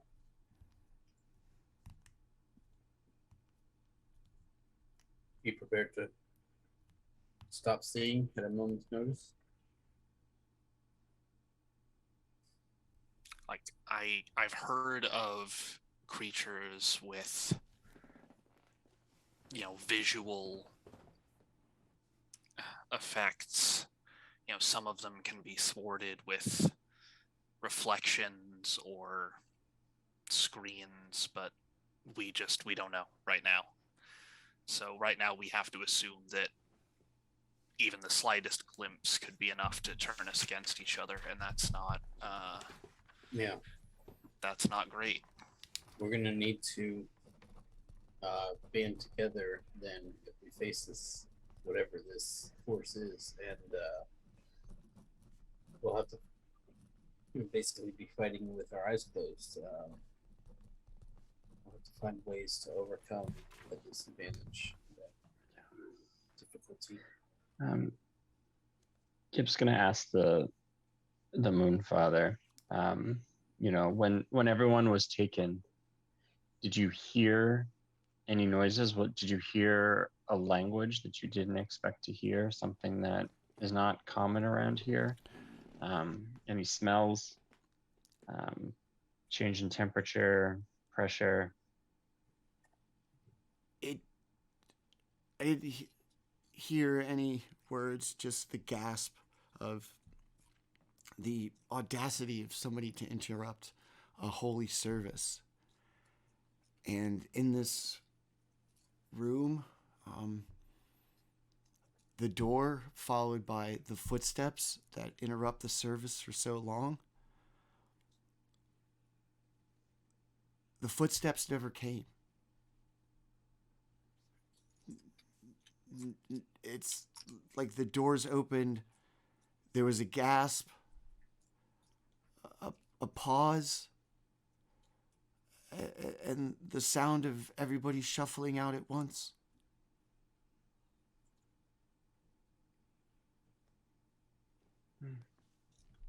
Thank You you. didn't see anything? Anything? What was that? Nothing was seen? He's blind. Oh, duh. Are there any new visitors in town that you were aware of? Any strangers that you heard We or heard rumor of? the garrison commander comes here to pray quite often, and he was worried of a missive he'd received about envoys that were arriving soon, and that was just before all of this. Envoys from where? I don't know. The garrison commander, what was his name? Fitzroy. Alden Fitzroy.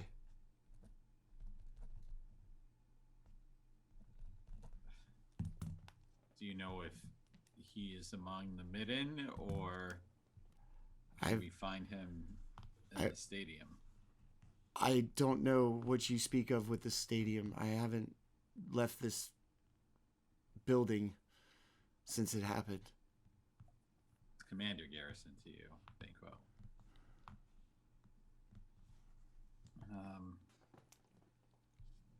I mean, what good is a lead if we don't?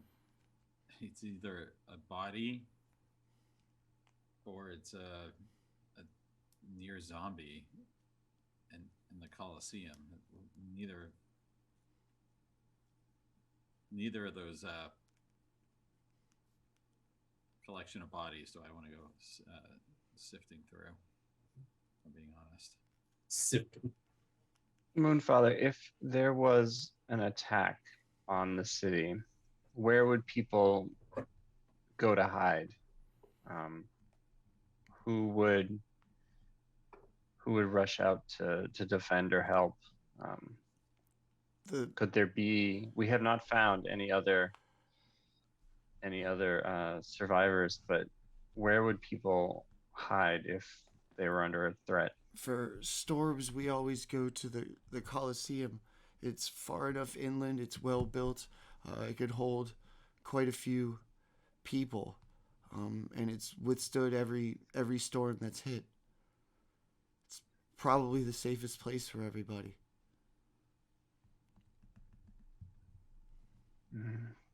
Yeah. Sounds like that they've taken the city's greatest asset to protect its people and turned it against them. What I saw earlier is what I think it was, but the people there now have become brainwashed. They're not themselves. They're also not dead. Right. Stands to reason if we find this thing, we might be able to break the connection.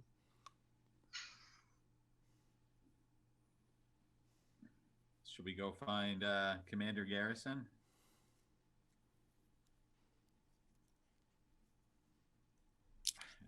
First name Army.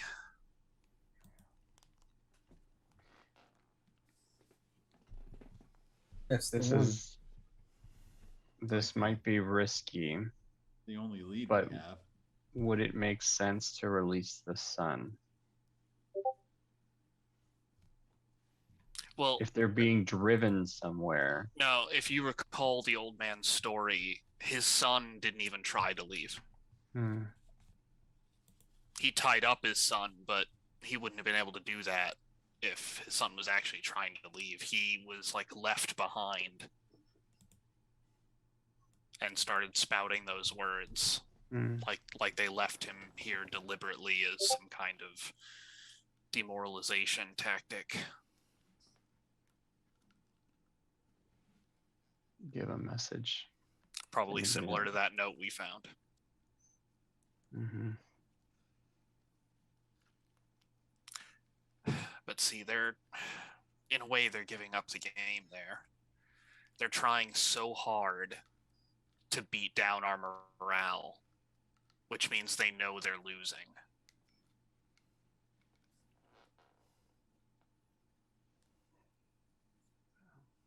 They're afraid of a straight up fight. Moonfather, if there was an occupying force in the city, where would they set up? What is the most symbolic place a conqueror would occupy in order to demoralize? The royal palace. It sits on the highest bluff, is the tallest, most ornate building. It is, from what I understand, the true show of the greatness of this city.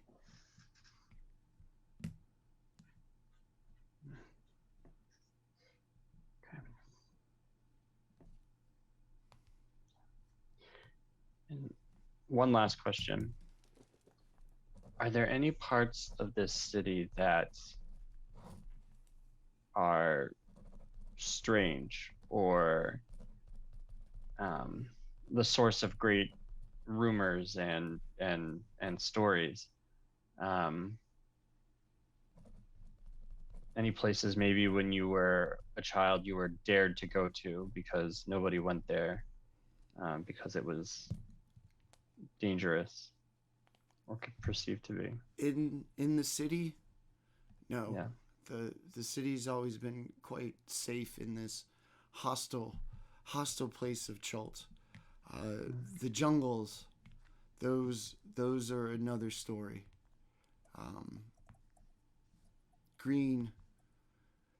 Stories of green men I always heard, out lurking in the jungle, taking the weaker.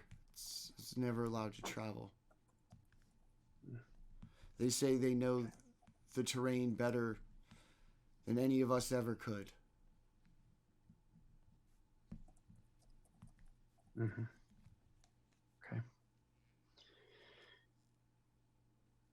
All right. I think at this point, Gib would probably want to encourage the Moonfather to get some rest. Maybe, I don't know, set him up. There's got to be housing or other buildings. There, like within the walls is like all it's almost the Salune Vatican City. You've got you've got your big showy temple, and then in addition to that, you've got all your kind of administrative buildings. Right. One of which is definitely going to be the Moonfather apartments. They're pretty dope. Mm-hmm. Decorations are kind of sparse, but sure. So I think we should encourage the Moonfather to get some rest. Convince him that he's going to be safe here for the immediate future, while we go off and solve this mystery. Just walk me to my apartment, Sonny.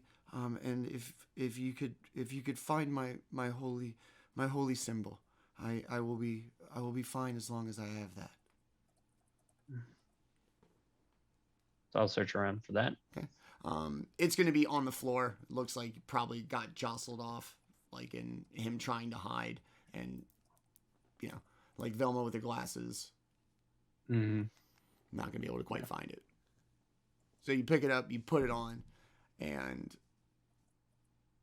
this frail old man, just scared shitless, hasn't eaten in a couple days, blind all of his life, is going to suddenly kind of stiffen and get like a good, as good of a posture, strong posture as this old man can, and put the chain back on him. And he's just going to kind of hold his hand up, like looking for a guide to help him. Yeah. Well, Gibb's going to offer elbow.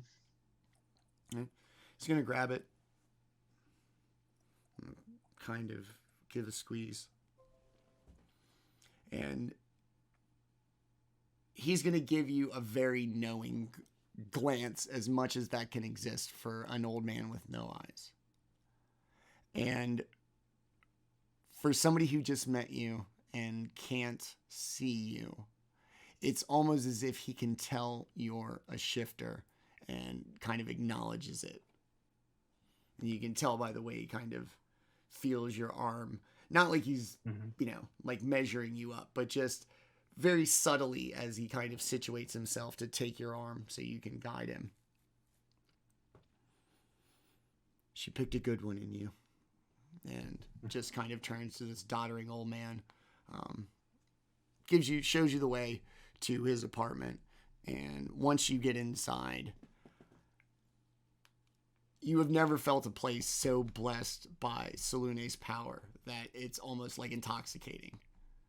You feel great and so justified in your convictions, and an almost odd affirmation of all of the choices that you've made to this point, that as a believer, that this is kind of the payoff, this emotion, this feeling, this connection that you feel in this old man's apartment.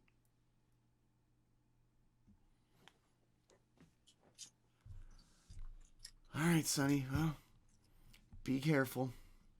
Bring light to those in the darkness. And don't worry about me. We will figure this out, and we will bring the perpetrators to justice. This I promise to you and promise to Salune. She watches over us. She has guided me my entire life in the darkness. May she allow you to do better than I have with her blessing. And he's gonna, like, awkwardly touch your face. These, what I'm sure are magnificent eyes.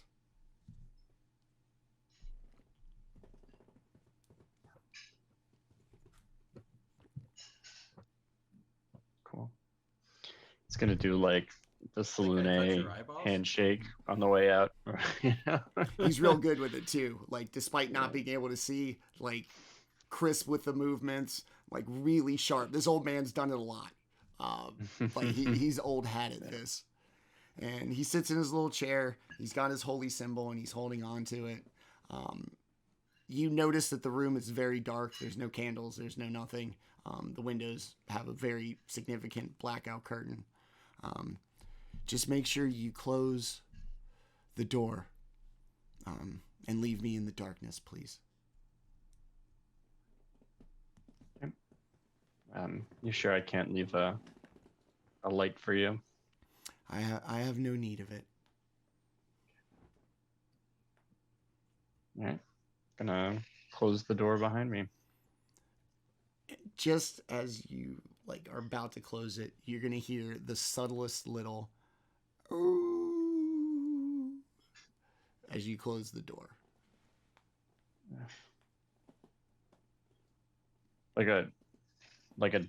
Like sounds of death, or No, like a wolf's howl. Oh yeah, gotcha. Cool. Nice. Turn the old man, meet everybody back down. Where would you all like to go? To the bathroom, if we can take a quick. Sure, we can do that. We can little absolutely break. do that. Yeah, cool. It is 9:28. We're gonna take. We'll try to be short. We'll try to be 7 minutes. We'll try to be back a little quicker than possible just to get through it. Thank you to everybody who's watching. As always, thank you to my amazing cast for doing this with me. It's 9:28. We'll be back in about 7 minutes, and we will see you on the other side. Great. Thanks. All right, we are back from our real life short rest. Before we went to break, the party discovered some not so pleasant news about the state of affairs currently in Port Nyranzanu, as it would seem that the entire city has been enthralled. and either placed for some reason or another in the Colosseum or led out to their deaths and lie in a large pit north of the city. They found one surviving member, the Moonfather of the Church of Selune here in Port Nyranzanu, who told them basically the only other place that they could think of for an occupying foreign force to kind of make their presence known would be the royal palace. So after escorting the Moonfather to a very secure and seemingly holy place in his tiny little dark apartment, the party sets off towards the royal palace. You walk off as Gib has walked the Moonfather up to his apartment. What's everybody else doing for the 3-4 minutes, a little longer, 10-15 minutes or it takes to walk this old man up the stairs? Umdar, what are you doing while Gib takes him upstairs? You're muted.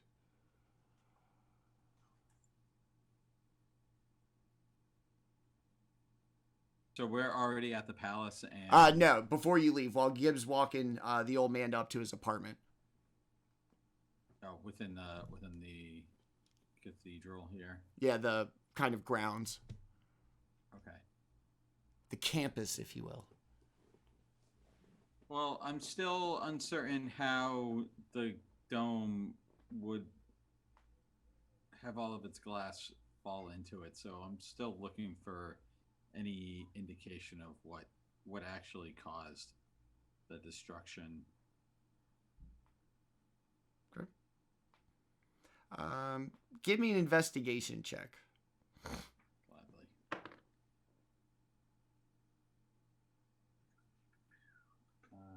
Yeah, 13.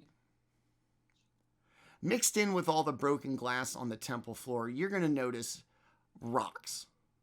A bunch of them. And not as if like chipped away from the structure itself, no columns missing a chunk, there's no big gaping like floor tile that's chipped. Rocks. And definitely large, like- definitely not of the stone used to make the temple. How large? Like fist-sized or larger? Yeah, probably about. Okay, well, that's curious. How would someone throw rocks into the moon temple? Banquo. Gibbs walking this old man upstairs. You heard his story. You heard everything he had to say. What are you doing? Yeah, I'm just cutting for the rooftop access to get out and looking for quick bucks along the way, but mostly just focused on I think I'll go pretty high up this time with my boots so that I can try to get a good view of the other tower. I know that's not accurate. It's probably several hundred to maybe 1,000 feet away.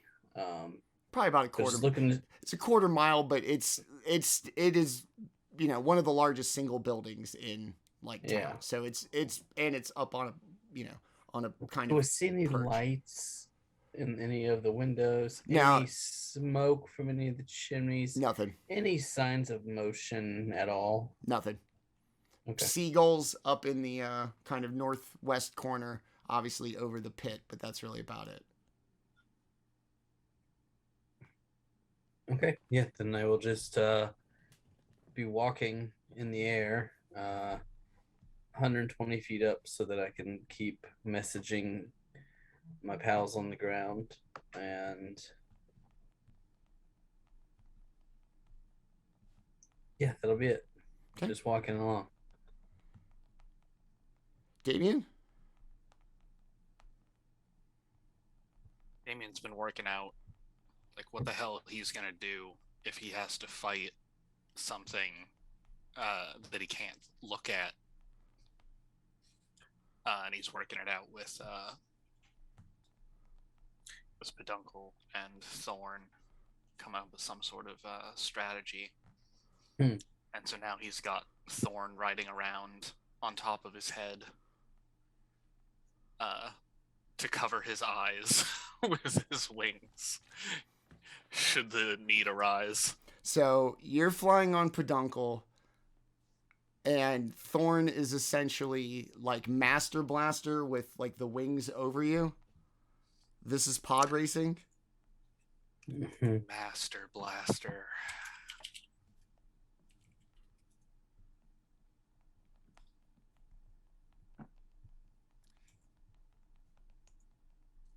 I guess so.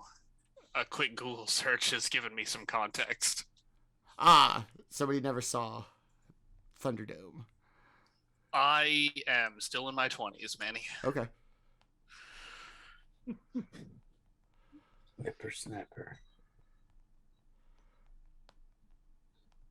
Sorry. God damn, 1980? What? Tina Turner's in it, bro. The movie's great. Okay.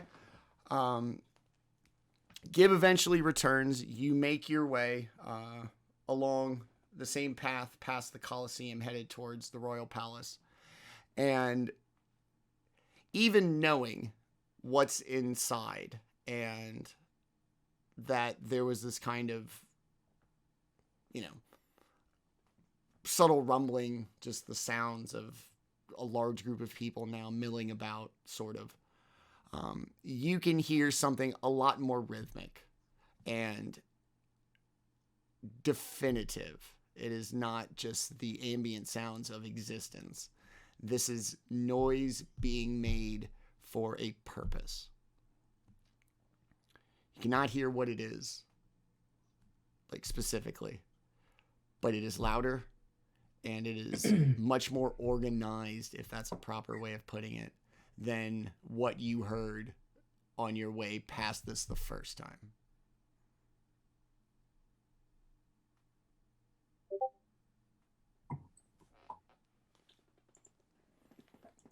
Nothing. Let it be.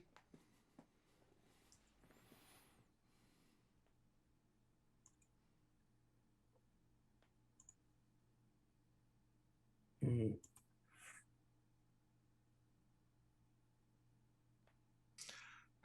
God, I feel so lost. This is coming from pretty much the same location as the first sound. It's the Colosseum. It's whatever's inside. Daemion explained what he saw. So Right. that setup is now making sounds, like intentionally. Are they chanting? Sounds humanoid, right? It sounds like voices, or is it? It's rhythmic in the sense that it is not like a cycle, rhythmic, repeat. But it is rhythmic as in it is very organized. It's happening over and over. Yes. It's regular. Yes. Thank you. Something's fucking smashing through people in there. Or they could all just be stomping in time, or, any number of things. Either way, kill it. They could fucking be playing We Will Rock You in that goddamn stadium for all we know. Fuck yeah. Okay, well, join them. No guitar part, though. Denied. Leave it be? Well, is there a it's on the window I way. can peek into, or can I The window- up the- side of the building and peer over? Yeah, we kind of covered this before. Yeah, There's windows on one the top. way in, all the way at the top. Oh, okay. Yeah. And the windows you can't see, like, the floor. So your choices are either open a door on ground level or climb up through the one access that you have in the roof. We got rid of. The only reason we even know what's in there is because Thorn bravely scouted on our behalf.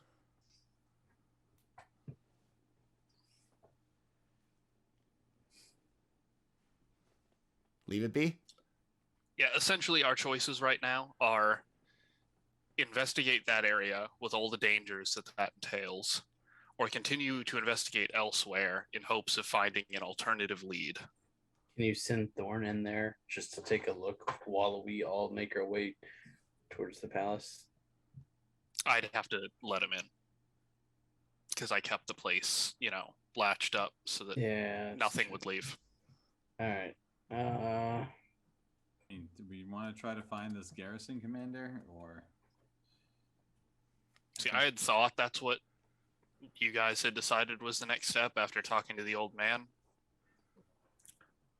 If we're gonna find him, we're gonna have to find. I kind of thought we were gonna find him in the stadium. I'm sorry. Go ahead, Tim. Yeah, no, it's the same exact thought. Like, if he's anywhere, he's in the pile of bodies, or he's in this Coliseum.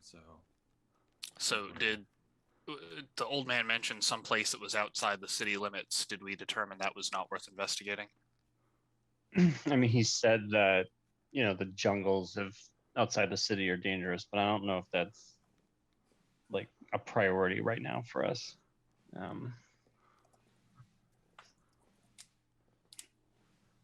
Because at the end of the day, what we're looking for is the vault, Right. wherever it may be. So we have to weigh the likelihood of where it may be. Right. And I find it unlikely, not impossible, but less likely that it's somewhere under this city than perhaps out there. So the garrison, the reason the garrison commander was interesting to us is because he knew the identity of the emissaries that were coming to visit the city. So that would be valuable.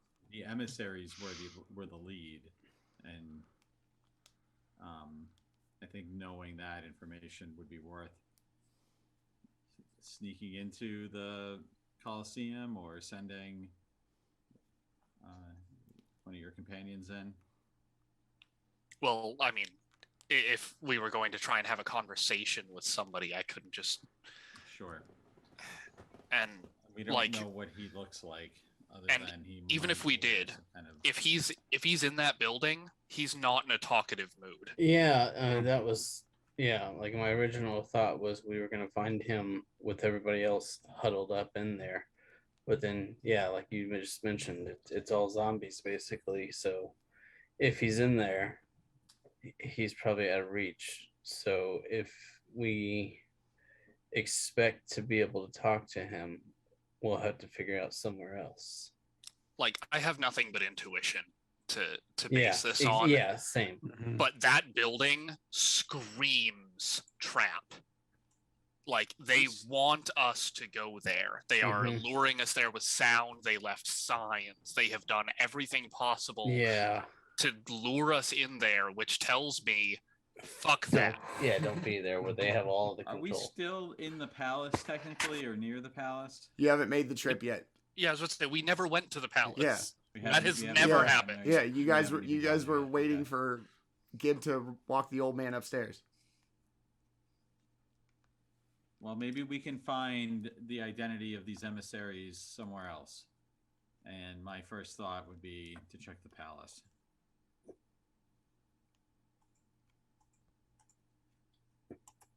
Yeah.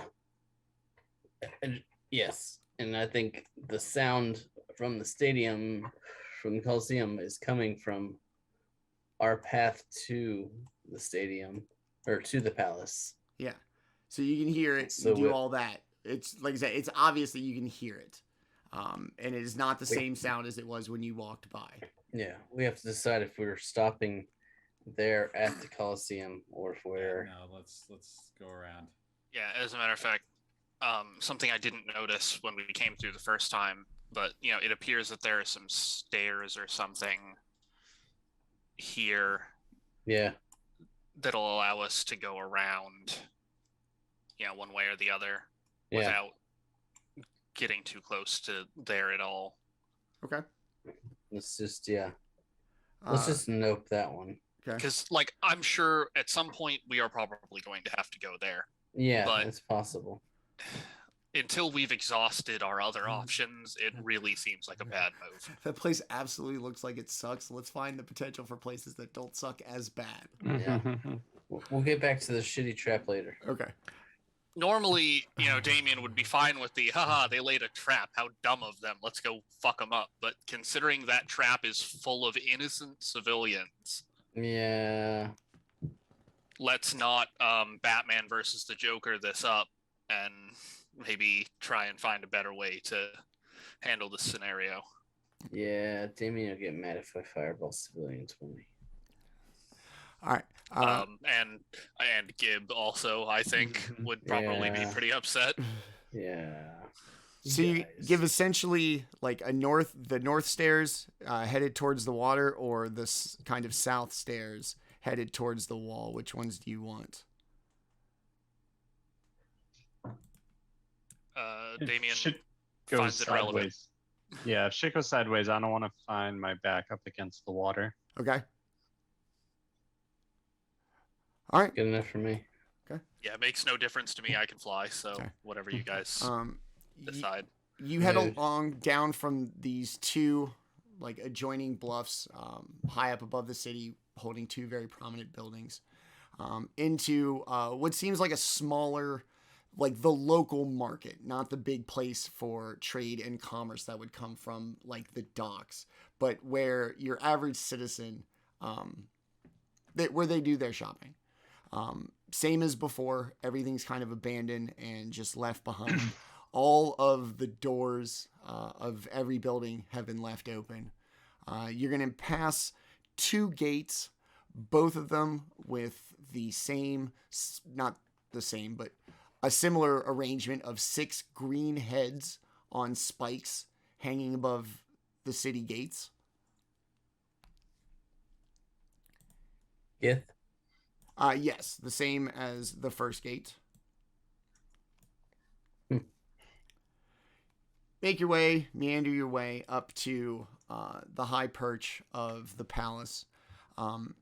It's grandly impressive. It is as much fortification as it is like opulent palace. Everything's built. For those of you really honed in combat, you could see this is a very well and easily defensible position from inside. But that only works if the doors aren't fucking open. Every window you can see like curtains blowing like outwardly. There doesn't appear to be a goddamn thing closed up about this place as you make your way up to the kind of grand steps to walk in.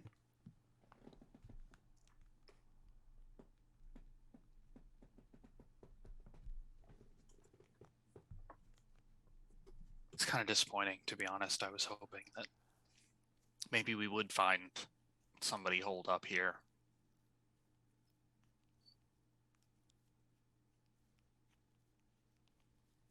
Maybe even that Captain Garrison, something Garrison. I don't know. Garrison Commander. Yeah, see, I want to call him Garrison Commander. Yeah. Garrison's his name. Just call him Mr. Garrison. Is Garrison his name, or is Garrison? I thought it was just the Garrison Commander. Alden Fitzroy. That's right, Alden Fitzroy. Mr. Okay, so you say it's fortified, but also opulent, right? Yeah. So, does it look like it's been here for a long time? Like, general sense, I guess. Of... Sure. Its overall aesthetic style, some of the kind of common traits like the tile from the roof, match, the kind of wear and tear of the rest of the city. This isn't like the skyscrapers in London where you're just like, what the fuck? It seems to fit. Okay. As Gibb is kind of kicking around, he's going to have a thought because he passed. How many gifts did we pass You have seen on the way up? You have seen a total of 18 6 at 3 of the gates. The first 6 when you arrived at your little safe house at number 7, and then the other 2 along your walk to the palace. And there's none up here. There's none up here. Okay. They're only above the city gates. Umdar, is it possible those bodiless heads on spikes were the embassies or the emissaries that the Moonfather referred to? Sure hope that's not how they treat emissaries here. It's pure conjecture. Otherwise, I can't Yeah. say. Well, I would hate that, if this town treated their emissaries in such a way, and then everything that had befell them over the last week was a result of that.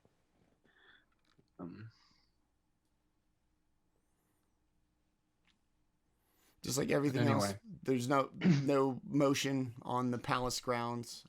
The very large, heavy doors, probably 20 feet across for both of them, just wide open. Okay. Gibb's gonna just start walking up the embankment. I mean, so far beyond the stadium, he's not seen a soul all day. So he's not too worried at this point. Right. He's gonna keep an eye out for like standard, palace booby traps, murder holes, whatever. But yeah. Okay. Gibbs gonna just make his way up. Anybody else? You gonna let the cleric go by himself? You got this, bro. Let us know. He's in range, right? In range. Do a flip. Yeah, in full plate. Clang! Like somebody No. throwing Hey a man, beer, I could do it. like somebody throwing a beer keg down a flight of stairs. Bro, I'm wearing full plate. I got a +7 in acrobatics. Bring it the fuck on. Right behind him. Okay. But no, as a general rule, we do not allow Gib to go anywhere by himself. Okay. Yeah. So everybody makes their way in. A lot like the Wizard's Mansion, you're going to walk into just this giant 2-story foyer that you imagine is how people are received when arriving to the palace. The spots where guards would be empty. All of the doors in this, just like any large room, there's a bunch of little side rooms, little small meeting rooms, reception rooms. All of these doors wide open as everything else you've seen, except for a set of very ornate double doors, like on the far end from the entrance of the grand receiving room.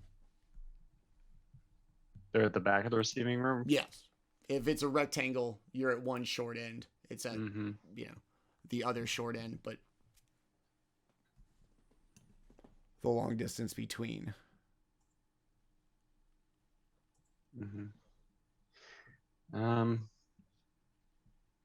Okay. Should we try to find the armory first? You people are incorrigible. If not, these big double doors in the back of the room look really inviting. We're gonna try to learn anything about the emissaries. I don't think we'll find the answer in the armory, but True, but we might find a solution to whatever problem we have faced down the road. true. If there's a solution for this problem in the armory, I don't think that this city would look like this. As far as something regarding these emissaries, our best bet is probably, the office of the Lord of the Manor or something, wherever we would find correspondence is probably our best bet. Yeah. And who is the Lord of the Manor? Is it a mayor? Or The city is run by merchant princes. 4 of them. They kind of make a council. Their prominence and place in government is based on the fact is that it's an oligarchy, just Mhm. amongst 4 merchant princes.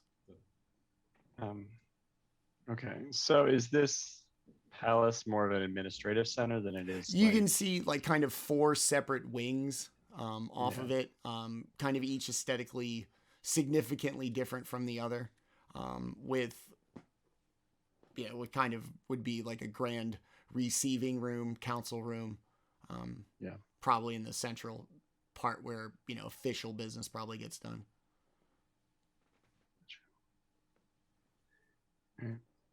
I'm all up for poking around a bit in here.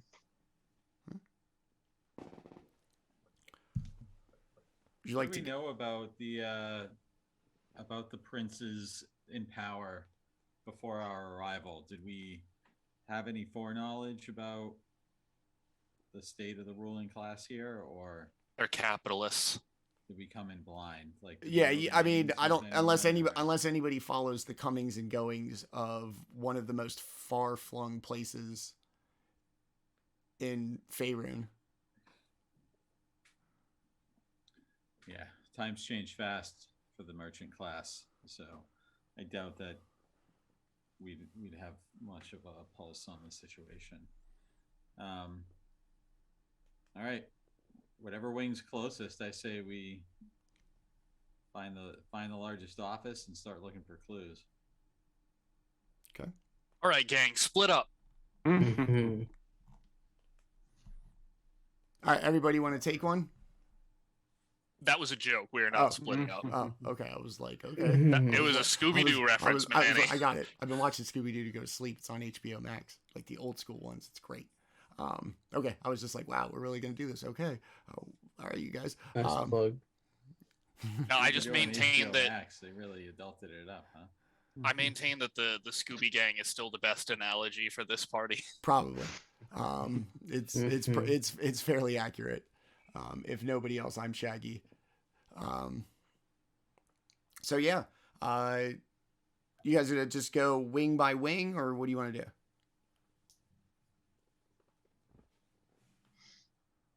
Well, Yeah, I mean, are if they- it's like, if it's there, if there's nothing that we can see that's more appealing in one than the other, I think we're looking for clues as to what happened here. The people looking for clues about the emissary, any reference to the Dragon Vault. Yeah, essentially at this point, we just have to poke around until we find a room that has documents in it. Okay. Yeah. All right. Each of the wings, architecturally, like visually, design-wise, completely different. Each probably equal in just like vulgar opulence. The finest materials, the finest metals, just ostentatious displays of wealth. Everything seems to be well kept. Like everything else, each wing seems to have been deserted, like mid-activity. There is nothing to signify packing, a panic, anything. Everything seems to have just been left. All of the private offices, empty, regular correspondence, no mention of anything across all 4. No swords, no guards, no bodies, nothing in any of the 4 wings around, also on the grounds of the royal palace.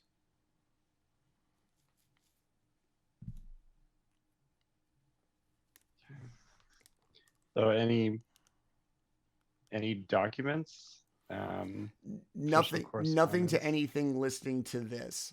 They're all dated months ago and seem more of the kind of like formality of having to put things to paper in the course of like ruling. any nothing or mention of emissaries? Any arrangement to treat guests or Not in any invitations? not in any of the 4 wings of the palace. Okay.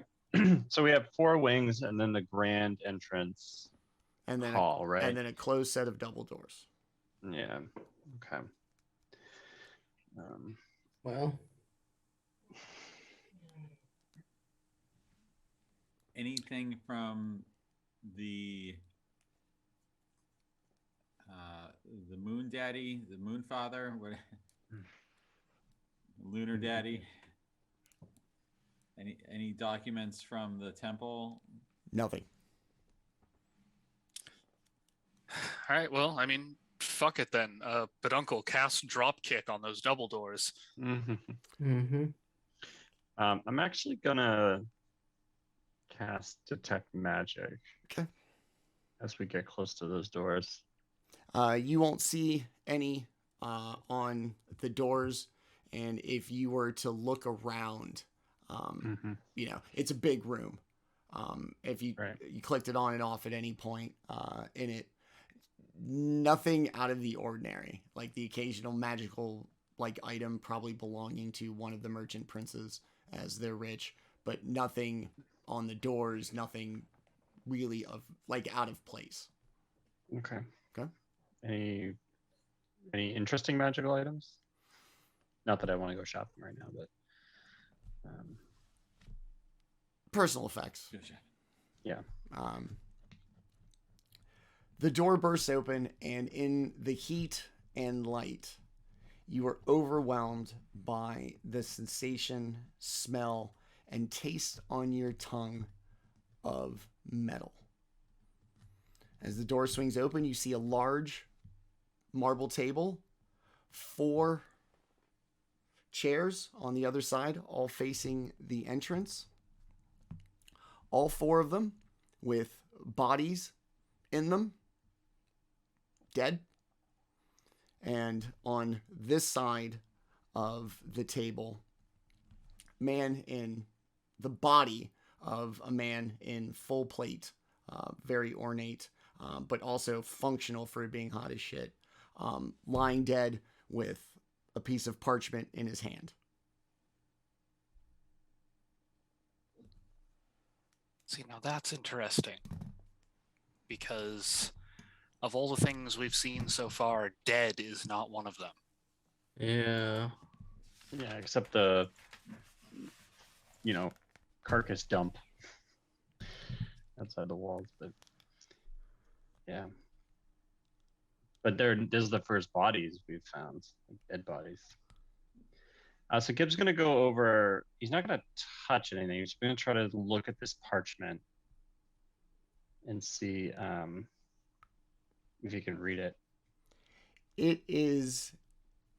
So wait, is the one person with the parchment on the side of the table where we are? Yes.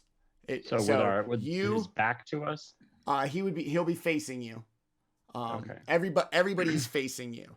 So it's gonna go you at the door, plate armor, table, 4 people in chairs. Okay.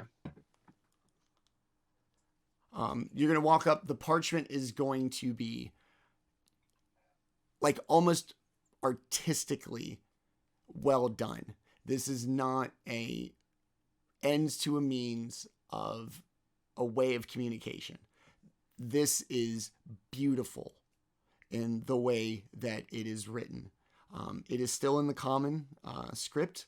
It is just unbelievably fanciful, and you are not sure if you have ever seen this style ever before. Gibbs a reader? Okay. Yeah. All of plenty of years. In all of the texts that you've ever seen, like handwritten, there's a common kind of aesthetic style throughout history and standard variations, but just a general kind of. You've never seen writing like this before. It is absolutely gorgeous.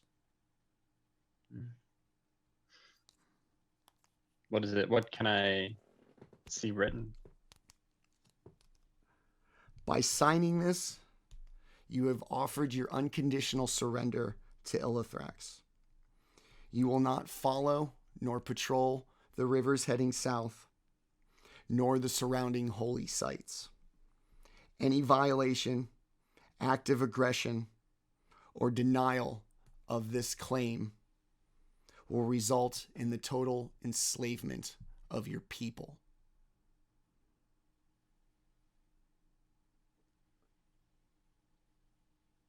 Mm-hmm. Well, looks like Mhm. they violated this accord, but seems like quite the agreement to sign now. Yeah, morons never should have done it in the first place. And perhaps they thought they were saving themselves, but It is unsigned. okay. So it's just a Oh. declaration. Never mind. You know what? For capitalists, got a little bit of backbone.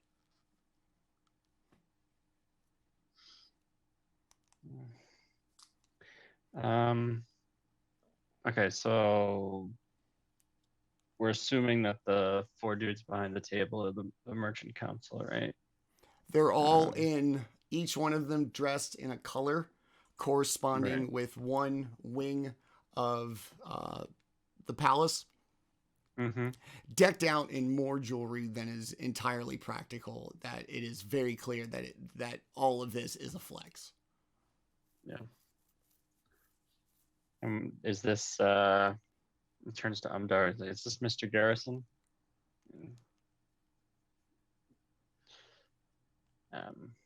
Gib looks to the other hand to see if there's a puppet. It's Twig.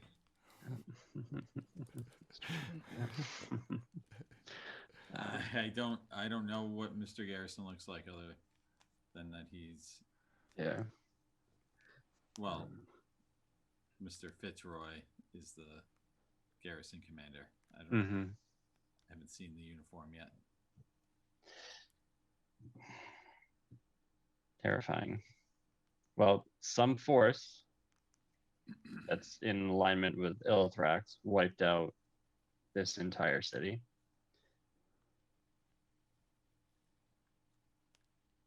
Honestly, if nothing else, that's the sense. lead we were looking for. A location outside the city tied to Illithrax. Right. South of the river.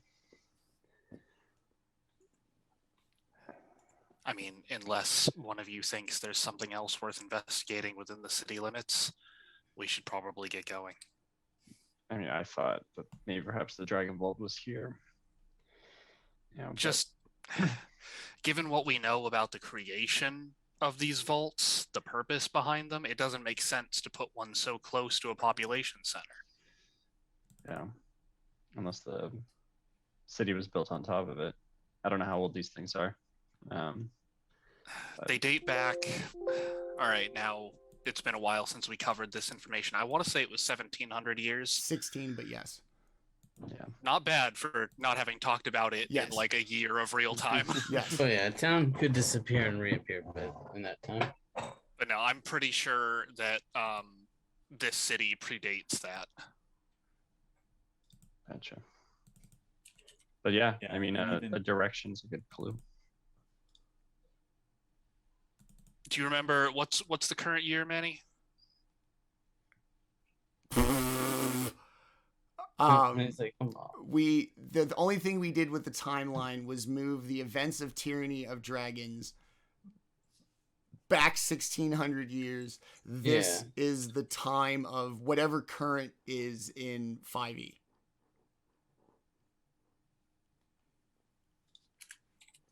So wherever that fits in. Bro, I don't have fucking years. Are you kidding me? Come on, man. Can't tell a story around dates. Get out of here. Vagary, son. All right. So let's go ahead and put up the kind of map of Chult.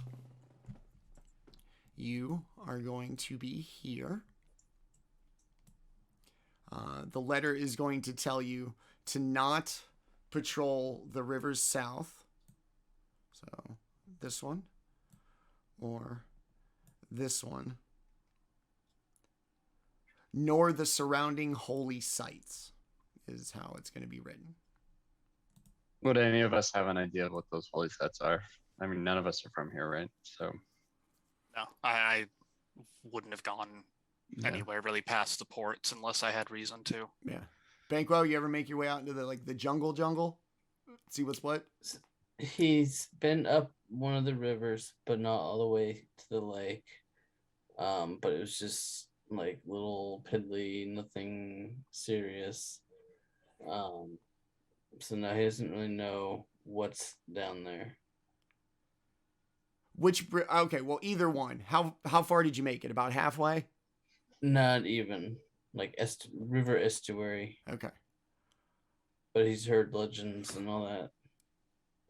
Just that there are hostile humanoid races, primitive and potentially savage, that are aside from the actual environment of the jungle. It's these races that most people kind of tell, like, at least hype up as the, like, terrifying thing of the jungle. Okay. Then yeah, he definitely would have heard of those by anybody. It's probably why he only would have taken the estuary jobs and not gone upriver. Okay. All right. All right. So I think we'll leave it there for this evening. You guys getting ready to head out of town. And then next week off camera, we'll make a decision about which river, so on and so forth.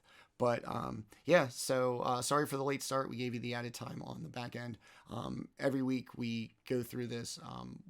We have this great campaign with this great story led by these great players. In addition to being amazing role players, they're also fantastic people. We give them a little bit to say a little bit about themselves. I'll blah, blah, blah for a second, and then we'll let you get out of here. Let's see. Let's start with Umdar. Umdar, how bad do you, in a vacuum, want to open the door to the Colosseum?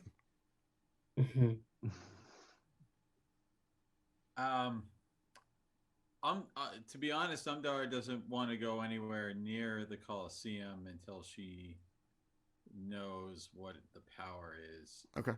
That grips everyone there. So she's more intrigued about the power than the people. I like the honesty.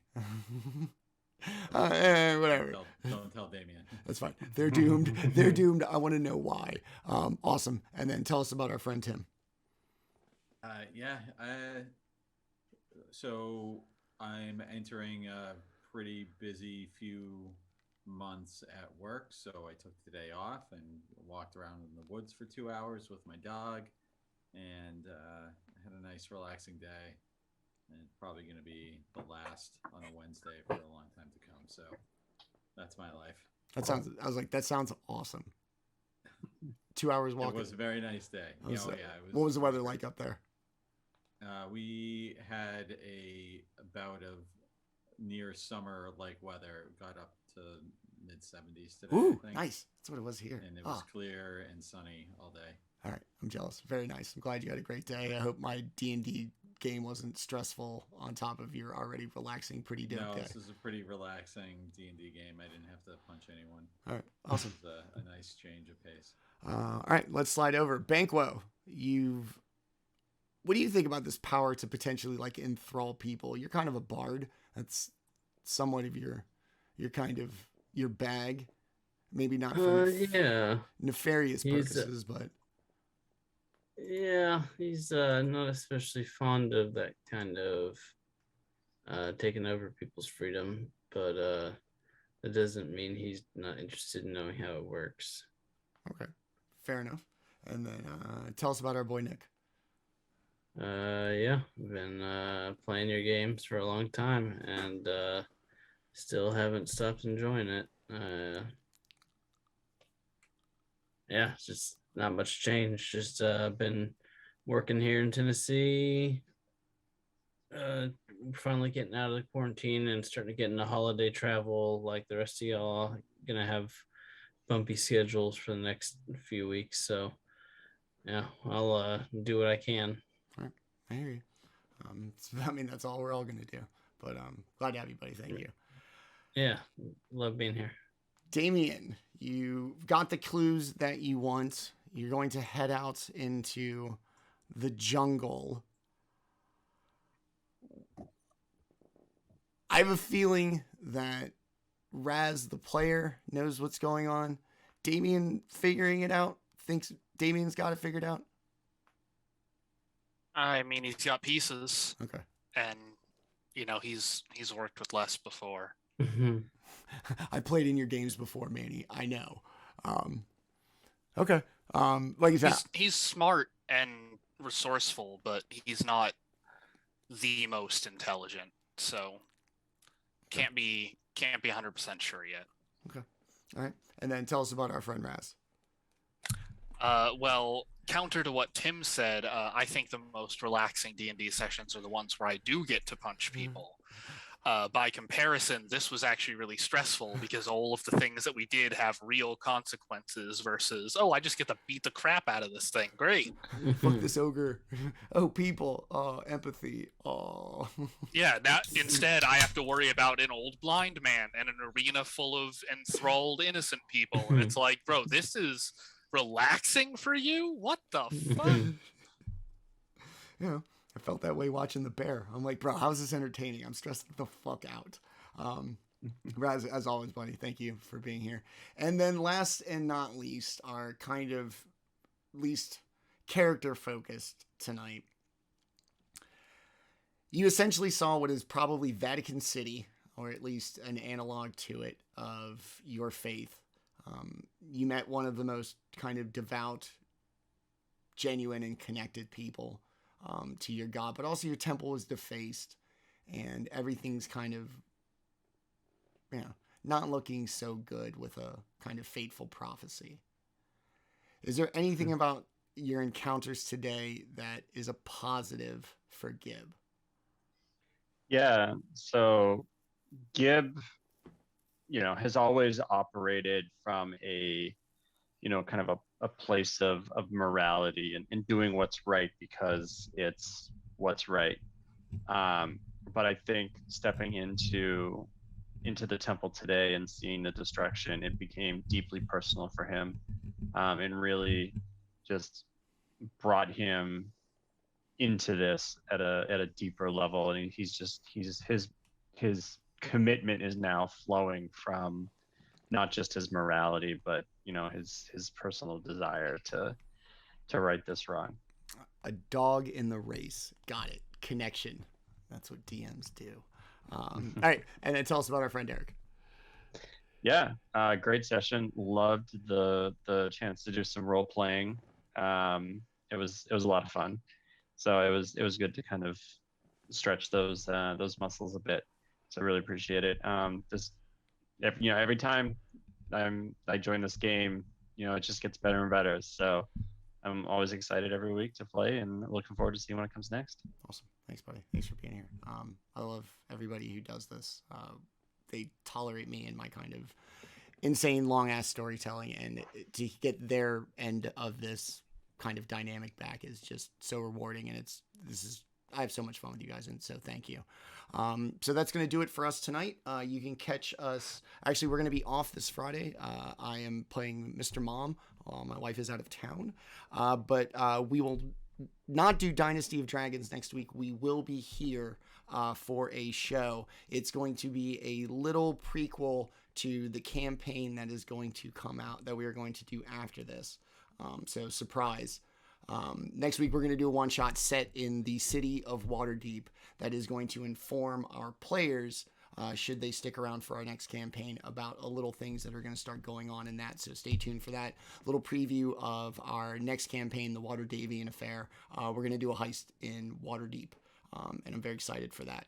So that's going to do it for us tonight. Thank you to everybody who watched. Thank you for Roll for AL3X for the raid.